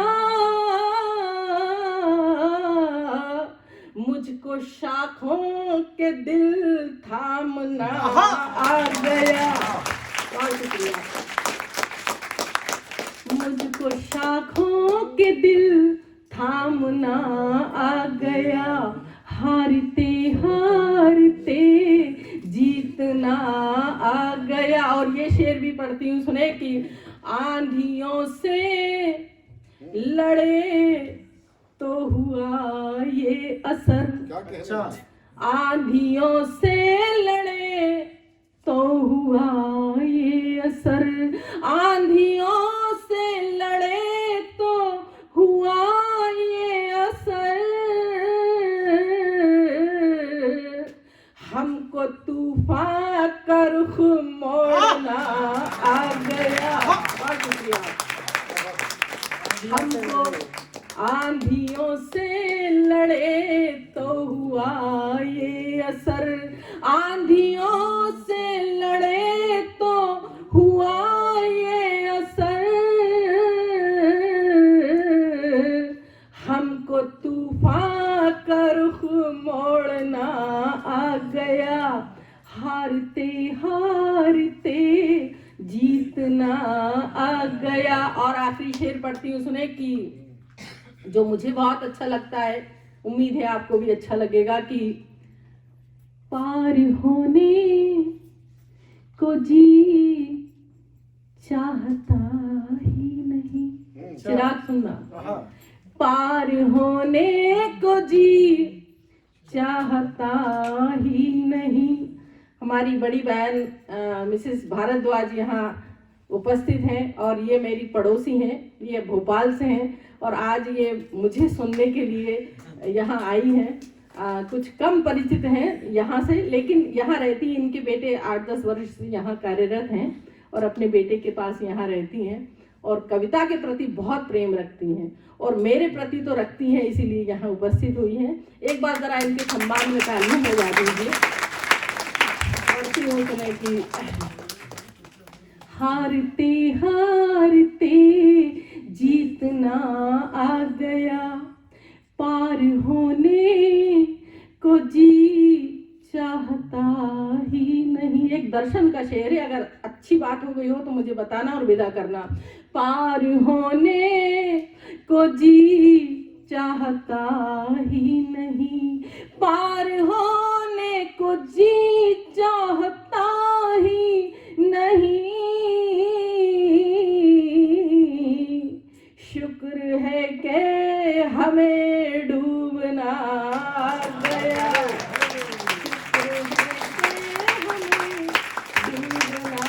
आ गया, हारते हारते जीतना।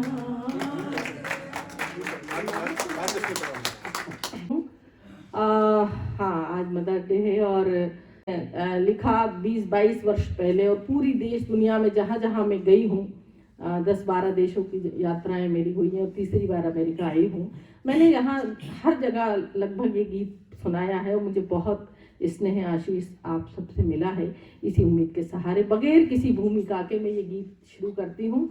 औरत का चित्र अपने ज़हनो दिल पर रखी हूँ, बस ये गीत सुनिएगा आप मेरा। जहाँ तक बात पहुँचे तो मुझे बताना, तालियों से मुझे जो है लगना चाहिए कि हाँ आप मेरी कविता को स्वीकार करें। इस तरह से मुझे आप मत देखिए भाव सूची, नहीं हूँ मैं बाजार की। क्या बात है, वाह वाह वाह वाह। मेरी हर सांस में एक उपन्यास है, मेरी हर सांस में एक उपन्यास है, कोई कतरन नहीं हूँ मैं अखबार की। इस तरह से, बहुत शुक्रिया, बन पड़ती, सिर्फ चेहरा ही सब देखते हैं यहाँ, नापते हैं कहाँ मन की गहराइयाँ। सिर्फ चेहरा ही सब देखते हैं यहाँ, नापते हैं कहाँ मन की गहराइयाँ। रूप रस के ये लोभी नहीं जानते, मन में बसती है मानस की चौपाइयाँ। मूर्तियाँ पूजना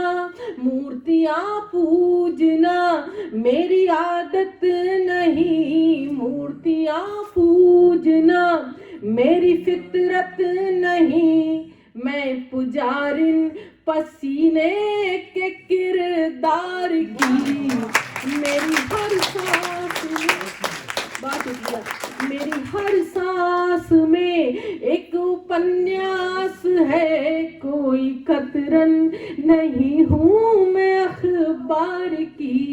इस तरह से बंद पढ़ती हूँ, सिंबल देखिएगा इसमें। मैं कुहासे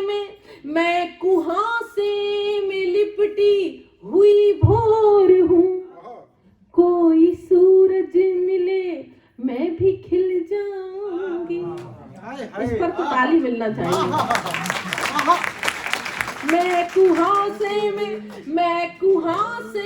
में लिपटी हुई भोर, कुहासा धुंध को कहते हैं। मैं कुहासे में लिपटी हुई भोर हूँ, कोई सूरज मिले मैं भी खिल जाऊंगी। हूँ नदी भावना की उमड़ती हुई, एक दिन अपने सागर से मिल जाऊंगी। हूँ नदी भावना की उमड़ती हुई, एक दिन अपने सागर से मिल जाऊंगी।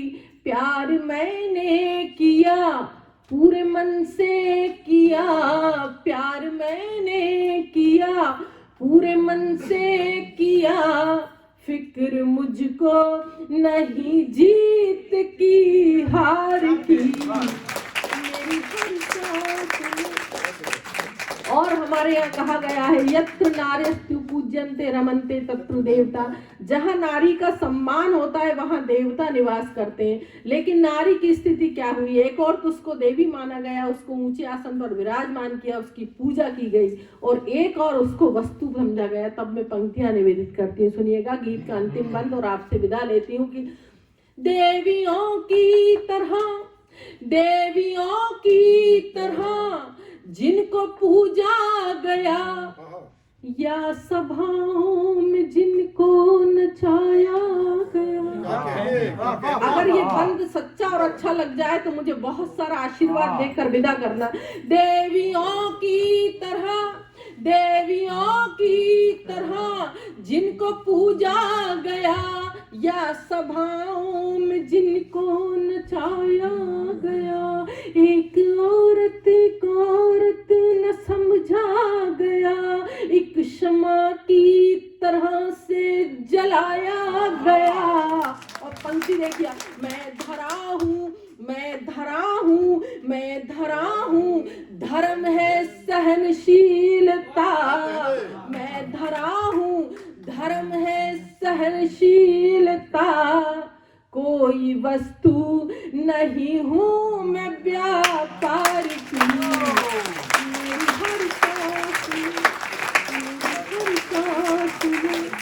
मेरी हर सांस में एक उपन्यास है, कोई कतरन नहीं हूँ मैं अखबार की।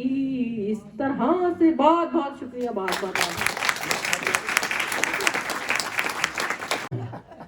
लेकिन आप तो बहुत अच्छा सुनते हैं, सच में सुनते हैं, लेकिन हमें अभ्यास है। हम वहाँ राजस्थान में पशु मेलों तक में जाते हैं।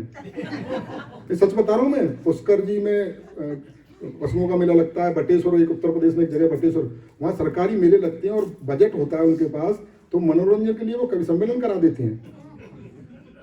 अब जो पशु खरीदने बेचने वाले लोग हैं वो शाम को हमारे श्रोता होते हैं, झुंड बना के सामने बैठ जाते हैं, आपस में बात करते हैं। हम कहते हैं भाई इधर ध्यान दो, वो कहते हैं आप अपना काम करो, हम अपना कर रहे हैं।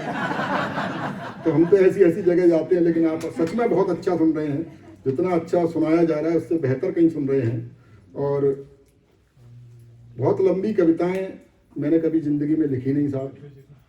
क्या है कि, और ये मैं अमेरिका से ही सीखा, जो बात कहनी है झटपट कर लो। पहली बार आया था काफी डरा हुआ था, पता नहीं कैसा सुनते होंगे वहां लोग, क्या सुनते होंगे। तो जो पहला कार्यक्रम था वो मंदिर के ऑडिटोरियम में था। मैं डॉक्टर कुमार विश्वास के साथ आया था उस समय। तो हाँ, तो मेरा काफी कॉन्फिडेंस लौटा। तो उन्होंने कहा तेरा कॉन्फिडेंस इतना कैसे बढ़ गया? मैंने कहा भाई साहब कार्यक्रम मंदिर के ऑडिटोरियम में है, कोई सुने चाहे नहीं सुने भगवान जरूर सुनेगा। तो हम तो उस मस्ती में जीते हैं। आइए, अब आपका ज़्यादा समय नहीं लेंगे, मैं समझता हूँ 9 बजे तक ये कार्यक्रम संपन्न कर लेंगे। और ये चिराग जैन आयु में इस समय मैं समझता हूँ मंच पर देश में जो चलने वाले प्रचलित कवि हैं उनमें सबसे कम आयु का कवि है, सबका प्रिय है। लेकिन योग्यता में आप इसको मंच की प्रस्तुति में अलग देखिए, किताबों में अलग देखिए। करीब 10-12 किताबें इनकी आ चुकी हैं अब तक इस आयु में, और कई पुरस्कार इनको दिए गए हैं सरकारी, और कवियों के कवि हैं ये, इनको कवि पसंद करते हैं। तो एक बार जोरदार तालियां बजा करके आप चिराग जैन का स्वागत करें।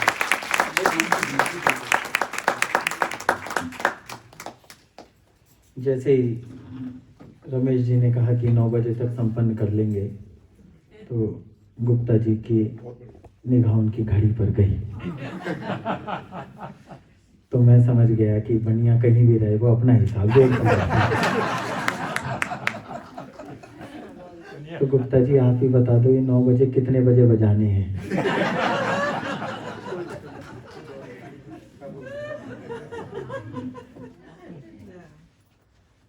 ये माहौल ऐसा चल रहा है कि चलता रहे चलता रहे चलता रहे, लेकिन हमारी मजबूरी है।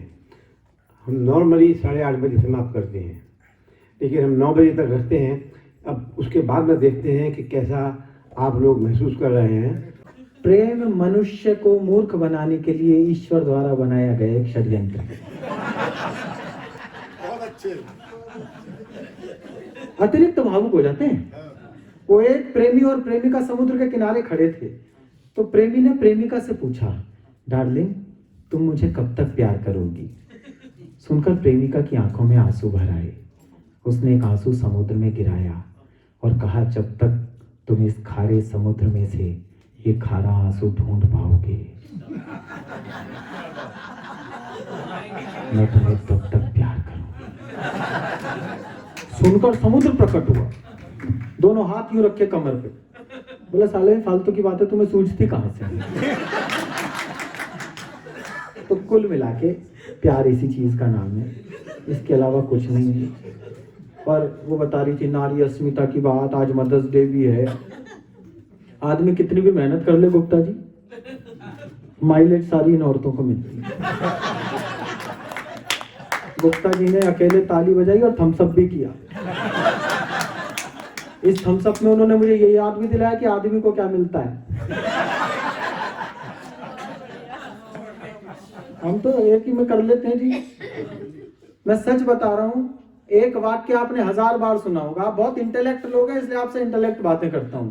एक वाक्य 1000 बार सुना होगा, ये वीरांगनाएं देश के लिए अपना सुहाग न्योछावर कर देती हैं। जैसे ये वाक्य बोला जाता है सभा में, तो तालियां बजती हैं। टोटल माइलेज इन वीरांगनाओं के हाथ। और वो जो सुहाग न्योछावर हो रहा है, उससे कोई एनओसी लेने नहीं जाता कि तू न्योछावर होना चाहता है कि नहीं। और सुना होगा आपने, ये महिलाएं पुरुषों के कंधे से कंधा मिलाकर चलती हैं। अभी 25 दिसंबर का कवि सम्मेलन करके लौटा, दिल्ली में भयंकर सर्दी पड़ती है जी। 25 दिसंबर का कवि सम्मेलन करके लौटा, रात को 1 बजे अचानक सोसाइटी में कुछ शोर शराबा हो हल्ला हुआ। ऐसी परिस्थिति में ये वीरांगनाएं कभी आगे नहीं जाती। ऐसी परिस्थिति में समस्या का सामना करने के लिए इन्होंने हमसे शादी की होती है। रात के 1:30 बजे मुझे जगाया गया। मैं भरी सर्दी में बनियान के ऊपर शॉल लपेट के नीचे गया। गली में लड़के मोहल्ले में घूम रहे थे, लाठियां हाथ में थी। मैंने उनसे पूछा, मैंने कहा कैसे? बोले कुछ नहीं चिराग जी, किसी ने पानी की टंकी में जहर मिला दिया है, आप पानी मत पीना, हम टंकी साफ करवा रहे हैं। मैं वापस आया, सोने लगा। उसने मुझसे पूछा कैसा शोर शराबा था? मैंने कहा कुछ नहीं, आवारा लड़के थे, बिना बात के हंगामा कर रहे हैं, तू पानी पी के सो जा।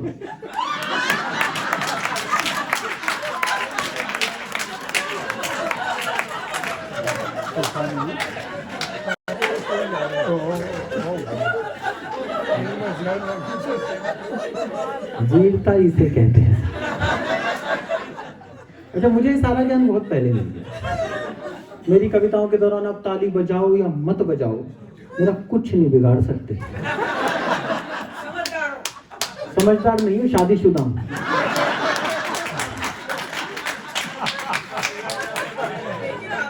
समझदार होता तो शादीशुदा कैसे होता?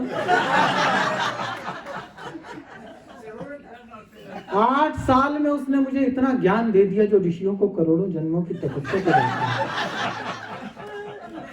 मेरी नई नई शादी हुई, मैंने गुप्ता जी को फोन किया। ये सीनियर पति हैं, ये पतियों की एसोसिएशन के भी चेयरमैन हैं। मैंने इन्हें फोन करके पूछा, मैंने कहा गुप्ता जी मुझे कोई ऐसी टेक्निक बता दो कि मैं अपनी लुगाई का जन्मदिन कभी ना भूलूं। कसम है केवल वो लोग तालियां बजाना जिन्हें बात समझ में आई।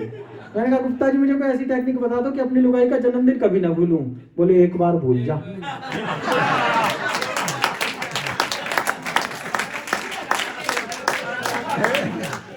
मैं समझ गया आगे सुख से जीवन कैसे चलता है। अच्छा, ऐसी स्थिति नहीं है कि हमारी ऐसी है, कहीं चले जाओ सबकी ऐसी है। पिछले दिनों वो डोकलाम में चीन ने कुछ अनैतिक हरकतें की, तो जब ऐसी स्थितियां होती है तो देश में युद्ध का माहौल बन जाता है।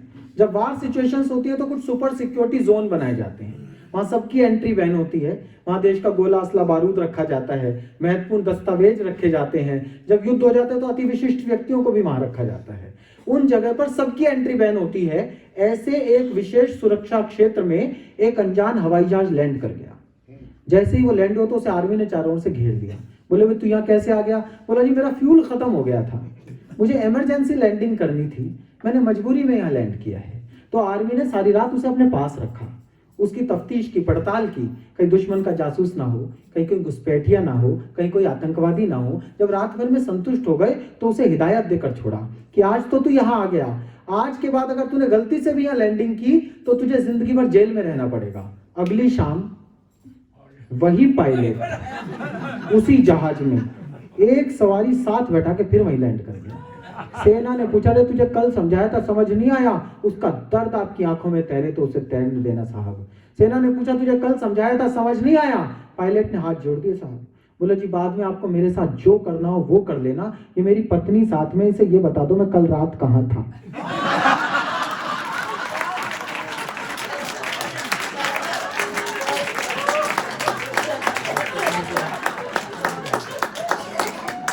इस समस्या का दुनिया में कोई समाधान नहीं। एक वो आता है जी, वो अंतरराष्ट्रीय आतंकवाद दिवस, करवा चौथ। उससे बड़ा कोई आतंक नहीं होता। ये हिजबुल, लश्कर, ये सब तुच्छी बातें हैं। साड़ी पहनकर जो हाफिज सईद हमारी छाती पर रहते हैं, हमसे पूछो आतंक किसे कहते हैं। करवा चौथ के दिन आप इन्हें देखिए, 30 रुपये की मेहंदी लगवा कराएंगे फुटपाथ पर पट्टे पर बैठकर। वो पूरे घर में हंगामा, देखियो कैसी लगी है, देखियो रंग नहीं चढ़ा, देखियो पोरवा नहीं भरा। एक हम साहब 3000 रुपए की पी कराएंगे, चुपचाप सो जाएंगे। इसे कहते हैं सादा जीवन उच्च विचार। तो हम तो सादगी में विश्वास रखने वाले लोग, आनंद से रहना जानते हैं। और पति मन से बहुत भावुक होता है, बहुत पवित्र होता है। एक दिन मेरी वाली ने कहा मुझसे, बोले देखो आदमी चाहे अगर हिम्मत करे तो बुराइयां छोड़ सकता है, कुछ नियम पालने चाहिए जिंदगी में। देखो सामने वाले शर्मा जी ने सिगरेट छोड़ दी, 2 दिन हो गए उन्हें सिगरेट नहीं पी उन्होंने, तो आज से हम और तुम अलग अलग सोएंगे। 2-2:30 बजे तक का तो टाइम जी मैंने काटा। फिर मैंने उसका दरवाजा खटखटाया, उसे बताया शर्मा जी सिगरेट पी रहे हैं।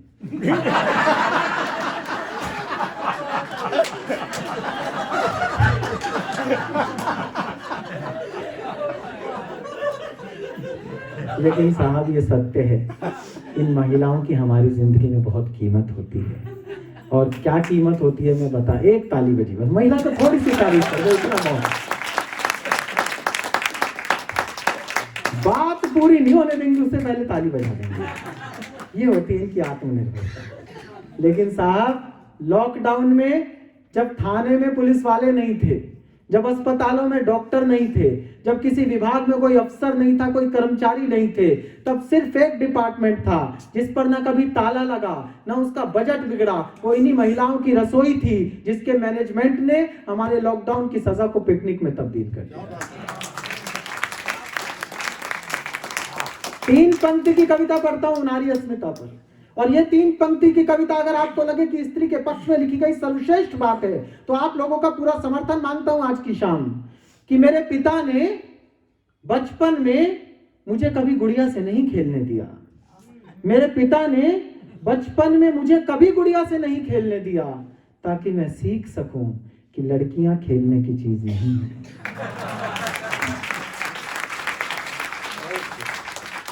ये हमारे वो संस्कार हैं जो हमें घुट्टी में घोलकर पिला दिए जाते हैं साहब। मैं आपको बताऊं, पिछले दिनों मेरी ओपन हार्ट सर्जरी हुई, और ये क्रिएटिव नहीं है, सत्य बता रहा हूं आपको।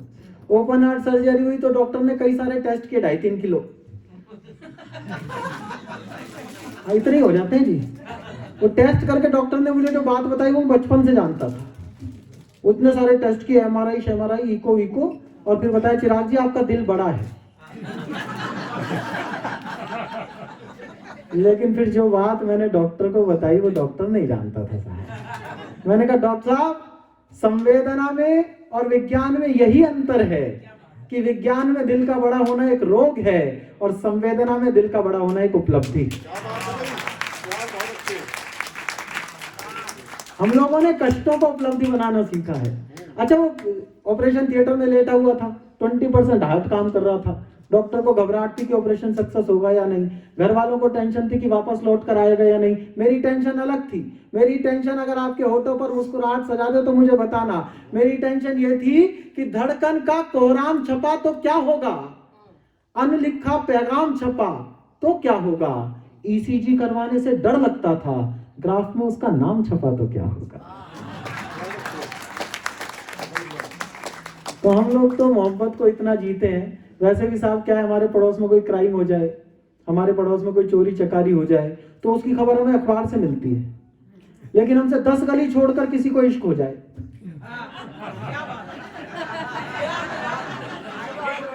सबका राडार काम करने लग जाता है। इससे पता चलता है कि हमारी रुचि अपराध में नहीं है, मोहब्बत में है। हम मोहब्बत के लोग हैं, मोहब्बत करना जानते हैं। एक कविता आपको इसलिए सुनाना चाहता हूं, मेरा मन था कि कुछ हास्य कविताएं सुनाऊं, लेकिन माहौल इतना शानदार है और आप इतना शानदार सुन रहे हैं कि मैं हास्य कविता सुनाने का लोभ संवरण करते हुए कुछ ऐसी कविताएं सुनाना चाहता हूं जो मेरा सुनाने का मन होता है। जब मेरी सर्जरी हुई तब मैंने सर्जरी से निकलकर, 6 जुलाई को सर्जरी हुई थी, 7 जुलाई को मैंने गीत लिखा था, उसका मुखड़ा सुनाता हूँ। और वो मुखड़ा अगर आप तक पहुंच जाए तो मैं चाहता हूं कि आपकी उम्र दुगनी हो जाए। मुझे बताना कि मैंने कुछ मोटिवेशनल लिख दिया या नहीं लिख दिया। कि ऐसा लगता था सब राहें अब इसके आगे मुश्किल हैं। सर्जरी से निकला हुआ, छाती चिरी हुई थी, टांके लगे हुए थे और गीत लिख रहा था कि ऐसा लगता था सब राहें अब इसके आगे मुश्किल हैं, जैसी भी है जो भी है बस यही जीवन की मंजिल है। लेकिन घबराकर हिम्मत की हत्या करना ठीक नहीं था, जब तक मौत नहीं आ जाती तब तक मरना ठीक नहीं।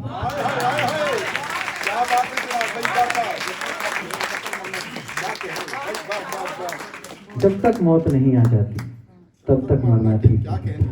और अगर हम इस तरीके से जिंदगी जीना शुरू करें तो मौत हमारे आगे हाथ जोड़कर खड़ी होती है, और कई बार तो मौत खुद आकर कहती है कि जा थोड़ा सा और जी ले। मुझे मौत ने वही जिंदगी बख्शी है।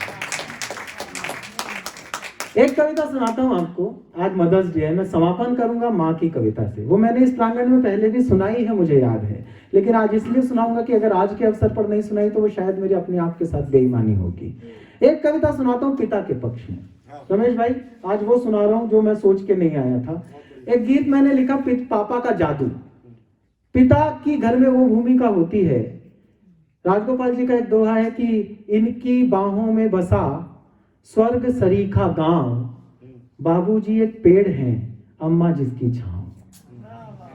तो हम लोग छांव को देखकर उस छांव को दुआएं देते हैं, उस छांव के चरण स्पर्श करते हैं, लेकिन वो छांव का जो स्रोत है पेड़, उसकी चर्चा कोई नहीं करता।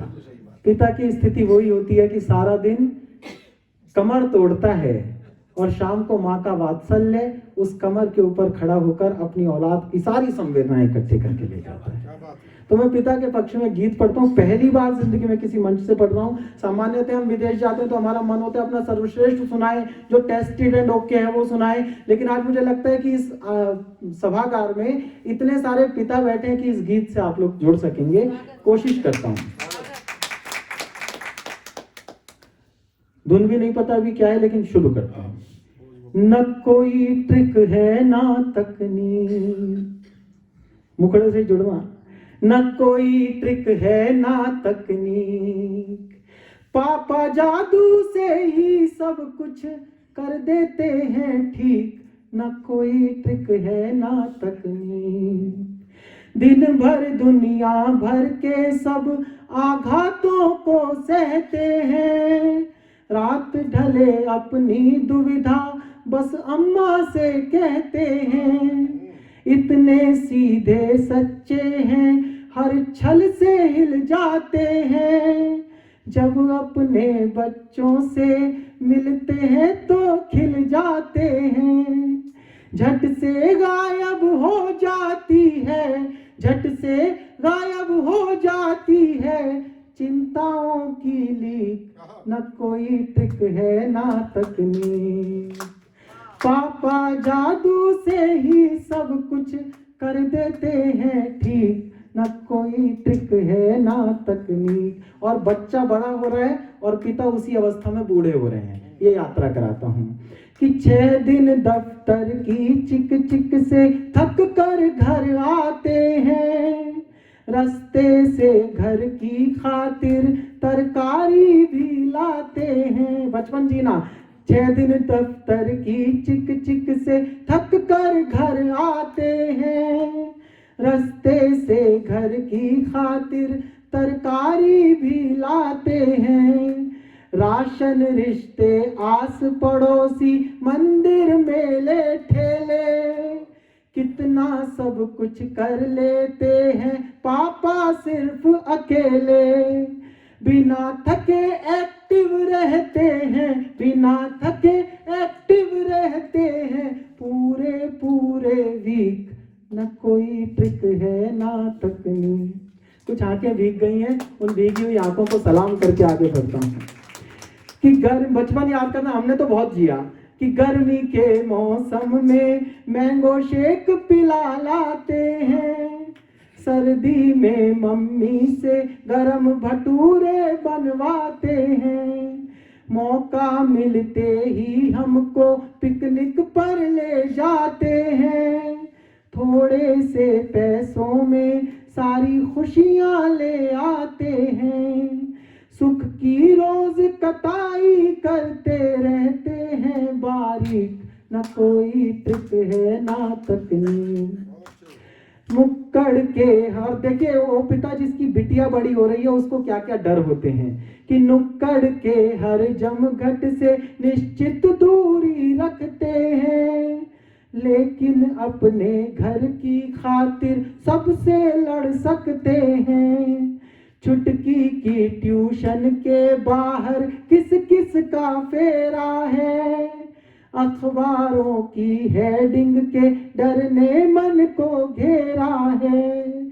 खुद डर कर भी हम बच्चों को, खुद डर कर भी हम बच्चों को रखते हैं निर्भीक, न कोई ट्रिक है ना तकनीक।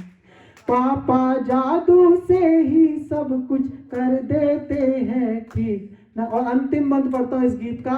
आप लोग उस अवस्था को जी रहे हैं और जी रहे हो तो सूचित करना कि तेज दौड़ती दुनिया से कुछ आगे ही रहते हैं, फुलवारी की चिंता करते जागे ही रहते हैं, तन से बूढ़े हैं घर मन में खुशी खूब तने रहते हैं, हम सब बच्चों के सिर पर आशीष बने रहते हैं।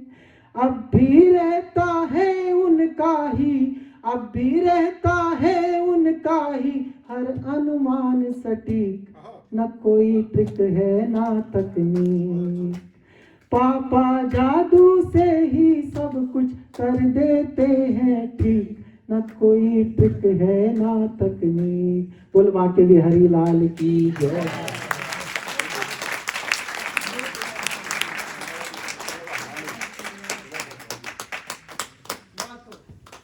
बहुत खूब तो है जी। मेरे को अपने मेरी शादी बहुत लेट हुई है। शादी इसलिए लेट हुई है क्योंकि मैं बनिया हूँ। हमारी दिल्ली में जैनी बनियों का ब्याह कराना बहुत मुश्किल हो रहा है। जब लड़का लड़की में देखा दिखाई होती है तो बाप कहता है इसे रेस्टोरेंट घुमा ला। मेरे पिताजी ने ढूंढ के दी, मैं उसे लेके निकला, सारा दिन घूम फिर के रात को 8:30 बजे घर में घुसा तो मेरे पिताजी ने मुझसे जो सवाल किया वो एक बनिए का बाप ही कर सकता है। उनने नहीं पूछा तुझे लड़की कैसी लगी, उसे तू कैसा लगा, तुम कहाँ गए, क्या खाया, कोई सवाल नहीं। एक ही सवाल, कितना खर्चा किया। मैंने कहा जी 5,000। बोले 5,000? मैंने कहा उसके पर्स में इतने ही थे।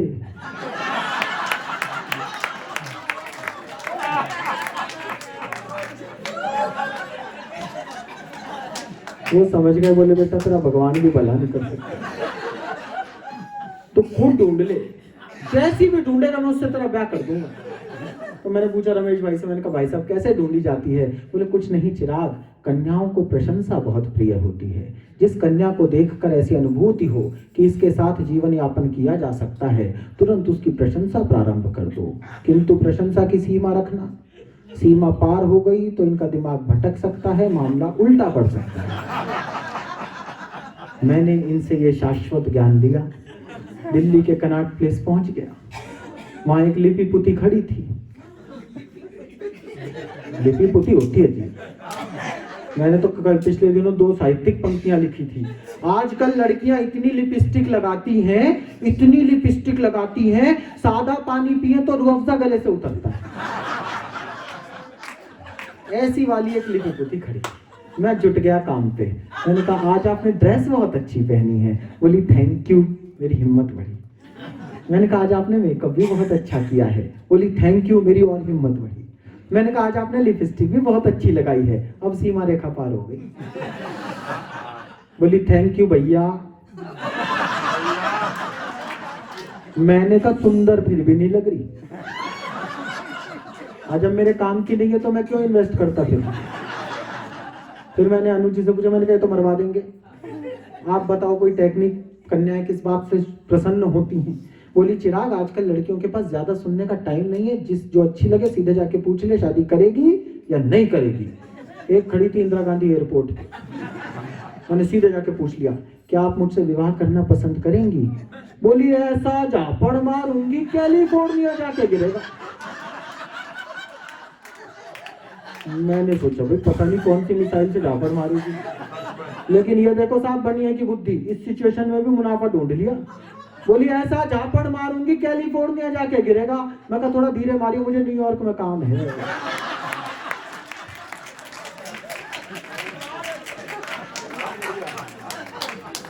हम बनिए नुकसान में रह नहीं सकते, हर स्थिति में फायदा। बनियों को आता है, व्यापार करना आता है। वो एक बनिए ने मिठाई की दुकान खोली, अगले दिन अखबार में विज्ञापन दिया।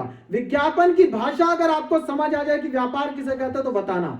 मिठाई की दुकान का विज्ञापन, अग्रवाल स्वीट कॉर्नर पर काम करने के लिए लड़के चाहिए, न्यूनतम योग्यता डायबिटीज।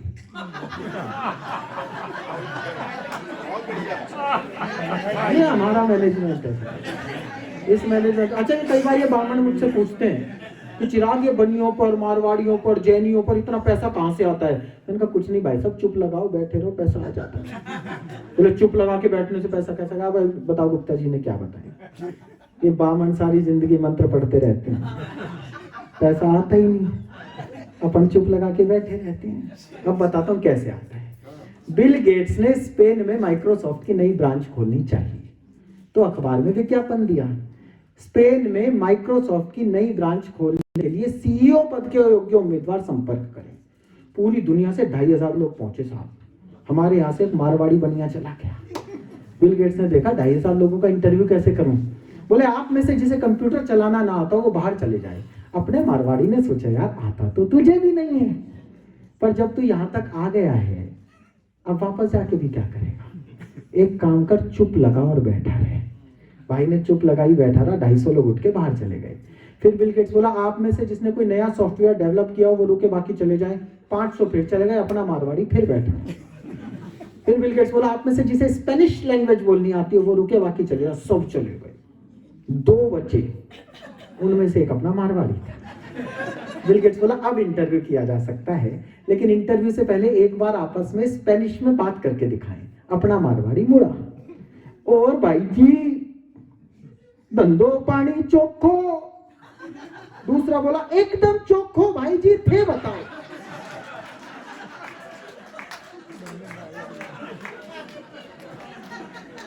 इसे कहते हैं मैनेजमेंट। तो हम लोग अपनी मैनेजमेंट अच्छी तरह जानते हैं। हम लोग जानते हैं कि आपदा में अवसर कैसे जुटाए जाते हैं। भारतीय आदमी वैसे भी हर तरीके से मैनेजमेंट जानता है साहब। वो मंगलयान गया था हमारा मंगल ग्रह पर, 12 देशों ने 28 बार कोशिश की थी साहब। जैसे ही यान मंगल की कक्षा में प्रवेश करता था उसकी स्पीड कंट्रोल नहीं हो पाती थी, यान फट जाता था। अपना पहली बार में सेट। तो नासा के वैज्ञानिकों ने इसरो के वैज्ञानिकों को फोन करके पूछा, बोले भाई तुमने ऐसी कौन सी टेक्निक यूज की थी कि पहली बार में स्पीड कंट्रोल कर ली? बात समझ आए? भारत याद आ गया तो बताना मुझे। बोले तुमने ऐसी कौन सी टेक्निक यूज की थी कि पहली बार में स्पीड कंट्रोल कर ली? बोले हमने कोई टेक्निक यूज नहीं की थी। कंट्रोल पैनल पर रोडवेज बस का ड्राइवर बैठा रखा।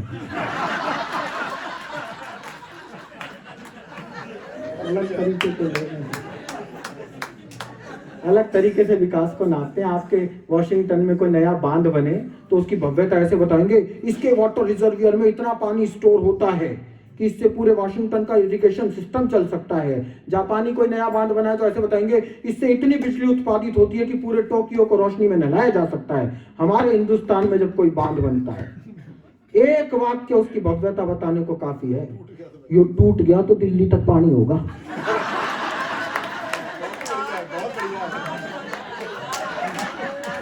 तालियां मिलके बजा दो थोड़ा सा, इसमें कसम थोड़ी खा। हम बहुत कंस्ट्रक्टिव ब्रेन के लोग हैं। एक कविता विशेष सुनाता हूं आज के अवसर की। मुझे बता दो, देखो जी मेरा सीधा संपर्क गुप्ता जी से है। आप लोग सुनाइए सुनाइए कहते रहिए, उन्होंने बाद में ये दिखा दिया तो मैं तो कहीं का नहीं रहूंगा। तो मेरी अपनी इज्जत अपने हाथ है। मैं एक कविता सुनाता हूँ।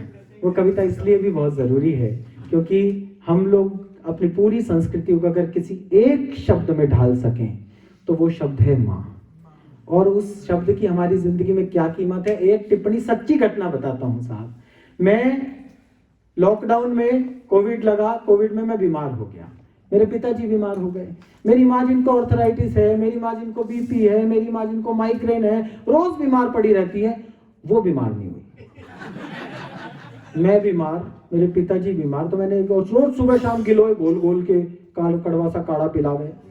तो मैंने एक दिन कहा, मैंने कहा माँ वैसे तू आए दिन बीमार पड़ी रहती है, आजकल बीमार होने का फैशन चल रहा है, तू बीमार क्यों नहीं होती? मेरी माँ ने मुझे जो जवाब दिया, अगर आपके दिल में वो शब्द धड़के तो बताना। मैंने कहा माँ आजकल बीमार होने का फैशन चल रहा है तो तू बीमार क्यों नहीं होती? माँ बोली बेटा जिसका पति और पूत दोनों बीमार हो, उस औरत के पास बीमार होने की फुर्सत कहाँ होती?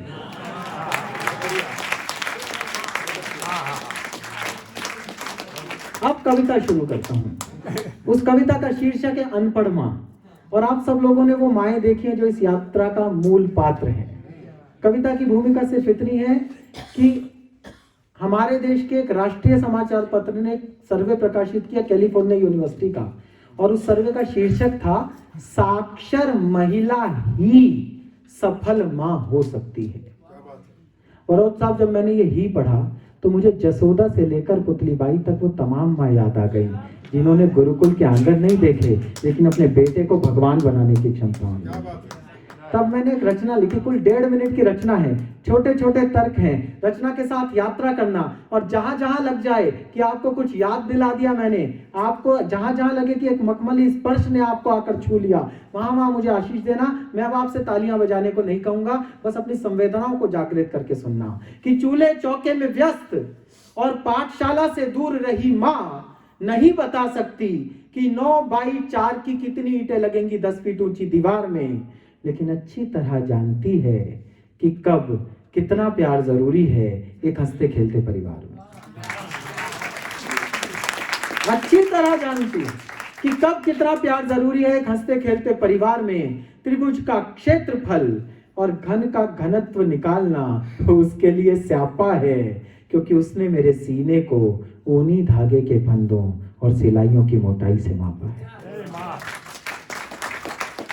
घटना आपके बचपन वाले घर के सामने से गुजर रही है, उसे स्पर्श करना कि वह नहीं जानती कि ए को सी बनाने के लिए क्या जोड़ना या घटाना होता है, लेकिन अच्छी तरह समझती है कि भाजी वाले से आलू के दाम कम करवाने के लिए कौन सा फार्मूला अपनाना है। और तर्क पढ़ता हूँ, जबान पर जायका आए तो मुझ तक उसकी गंध पहुंचाना कि मुद्दतों से खाना बनाती आई माँ ने, कभी पदार्थों का तापमान नहीं मापा, तरकारी के लिए सब्जियां नहीं तौली और नाक तौलकर ईंधन नहीं झोंका चूल्हे या सिगड़ी में। उसने तो बस खुशबू सुनकर बता दिया कि कितनी कसर बाकी है बाजरे की खिचड़ी। उसने तो बस खुशबू सुनकर बता दिया कि कितनी कसर बाकी है बाजरे की खिचड़ी में। वह नहीं जानती सुर और ताल का संगम, कर्कश, मृदु और पंचम, सरगम के साथ स्वर, स्थाई और अंतरे का अंतर। संगीत साधना के लिए वह कोई शास्त्री भी नहीं बुलाती थी, लेकिन फिर भी उसकी लल्ला लल्ला लोरी सुनकर बहुत मीठी नींद आती थी। वो कभी नहीं समझ पाई कि भारत पर कब किसने आक्रमण किया और कैसे जुल्म ढाए थे। आर्य, मुगल, मंगोल कौन थे, कहां से आए थे। वो ये भी नहीं जानती कि कौन सी जाति भारत में अपने साथ क्या लाई थी, लेकिन इसका हमेशा ध्यान रखती है कि नागपुर वाली बुआ हमारे यहाँ कितना खर्चा करके आई। उसे नहीं मालूम कि चुनाव में किस पार्टी के निशान पर मोहर लगानी है, लेकिन इसका निर्णय हमेशा उसी ने किया है कि जोधपुर वाली दीदी के यहाँ दिवाली पर कौन सी साड़ी जानी है। और एक मोहर बुनता हूँ, आपकी जिंदगी में जितने भी शुभ कार्य हैं उसके प्रारंभ में एक अक्षर लिखता हूँ रोली से कि बेशक माँ को नहीं आता सीधा स्वस्तिक बनाना, बेशक माँ को नहीं आता सीधा सतिया बनाना, पर सतिये को खूब आता है माँ के हाथ से बनकर शुभ हो जाना। सतिये को खूब आता है माँ के हाथ से बनकर शुभ हो जाना। और एक पंक्ति में शाम को जब बाबूजी घर लौटते हैं, माँ से उनका साक्षात्कार होता है। उस एक पल में वो 4 आंखें जो बातें करती हैं वो एक पंक्ति पर रखकर आप तक पहुंचाता हूं। कविता की प्राण पंक्ति ऐसे बहुत नाजुक तरीके से संभालना कि मेरी अनपढ़ माँ वास्तव में अनपढ़ नहीं है, मेरी अनपढ़ माँ वास्तव में अनपढ़ नहीं है, मेरी अनपढ़ माँ वास्तव में अनपढ़ नहीं है। वह बातचीत के दौरान पिताजी का चेहरा पढ़ लेती है। मेरी अनपढ़ माँ वास्तव में अनपढ़ नहीं है, वह बातचीत के दौरान पिताजी का चेहरा पढ़ लेती है। झगड़े की संभावनाओं को भांप कर बात की दिशा मोड़ सकती है। काल, पात्र और स्थान के अनुरूप किसी भी बात को खूबसूरत मोड़ पर लाकर छोड़ सकती है।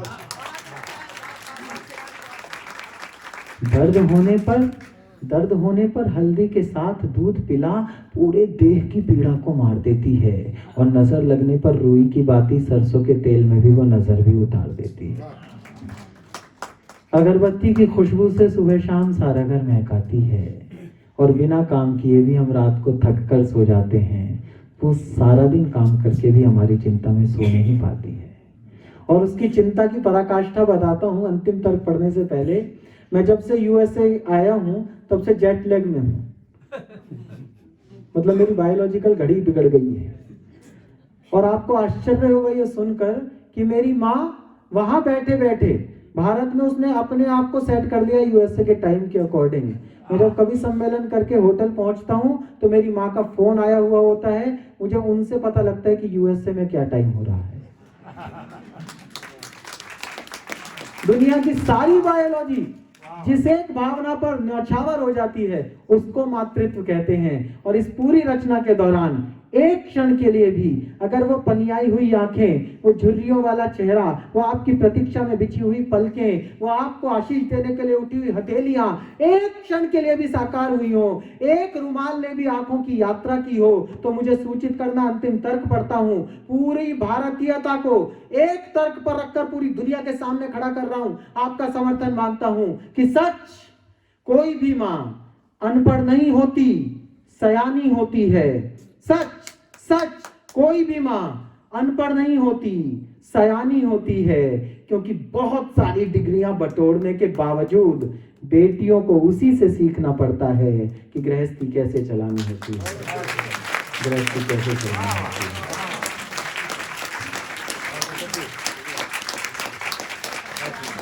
बहुत आभार करता हूं आपका। आप एक ऐसे देश में हैं जहां पर मदर्स डे मनाया जाता है, और हम एक ऐसे देश में हैं जहाँ हर मोमेंट पर मदर हमारे साथ होती है। तो हम अपने मदर्स डे के साथ हैं, आप अपने मदर्स डे के साथ रहिए, लेकिन इन सब के बीच में मातृत्व की ये भावना हमारे भीतर हमेशा रहे, हम वात्सल्य का सम्मान करना सीख पाएं। आप लोग किसी तरीके से अगर इस सभागार में हुई बातों को अपनी अपनी भाषा में, अपने बच्चों की भाषा में अनुवाद करके किसी तरीके से उन तक पहुंचा दें, तो मुझे लगेगा कि मैंने ये जो इतनी लंबी यात्रा की है, मैंने जो अपने शरीर को कष्ट दिया है गोलार्धों की, अक्षांशों की यात्रा तय करके, वो सब सफल हो गया। कोशिश कीजिएगा अपनी पीढ़ियों को कविता सौंप पाएं, कोशिश कीजिएगा अपनी पीढ़ियों को संस्कृति सौंप पाएं। उजालों को आंखों में महफूज रखना, बड़ी दूर तक रात ही रात होगी। मुसाफिर हैं हम भी, मुसाफिर हो तुम भी, किसी मोड़ पर फिर मुलाकात होगी। जय हिंद।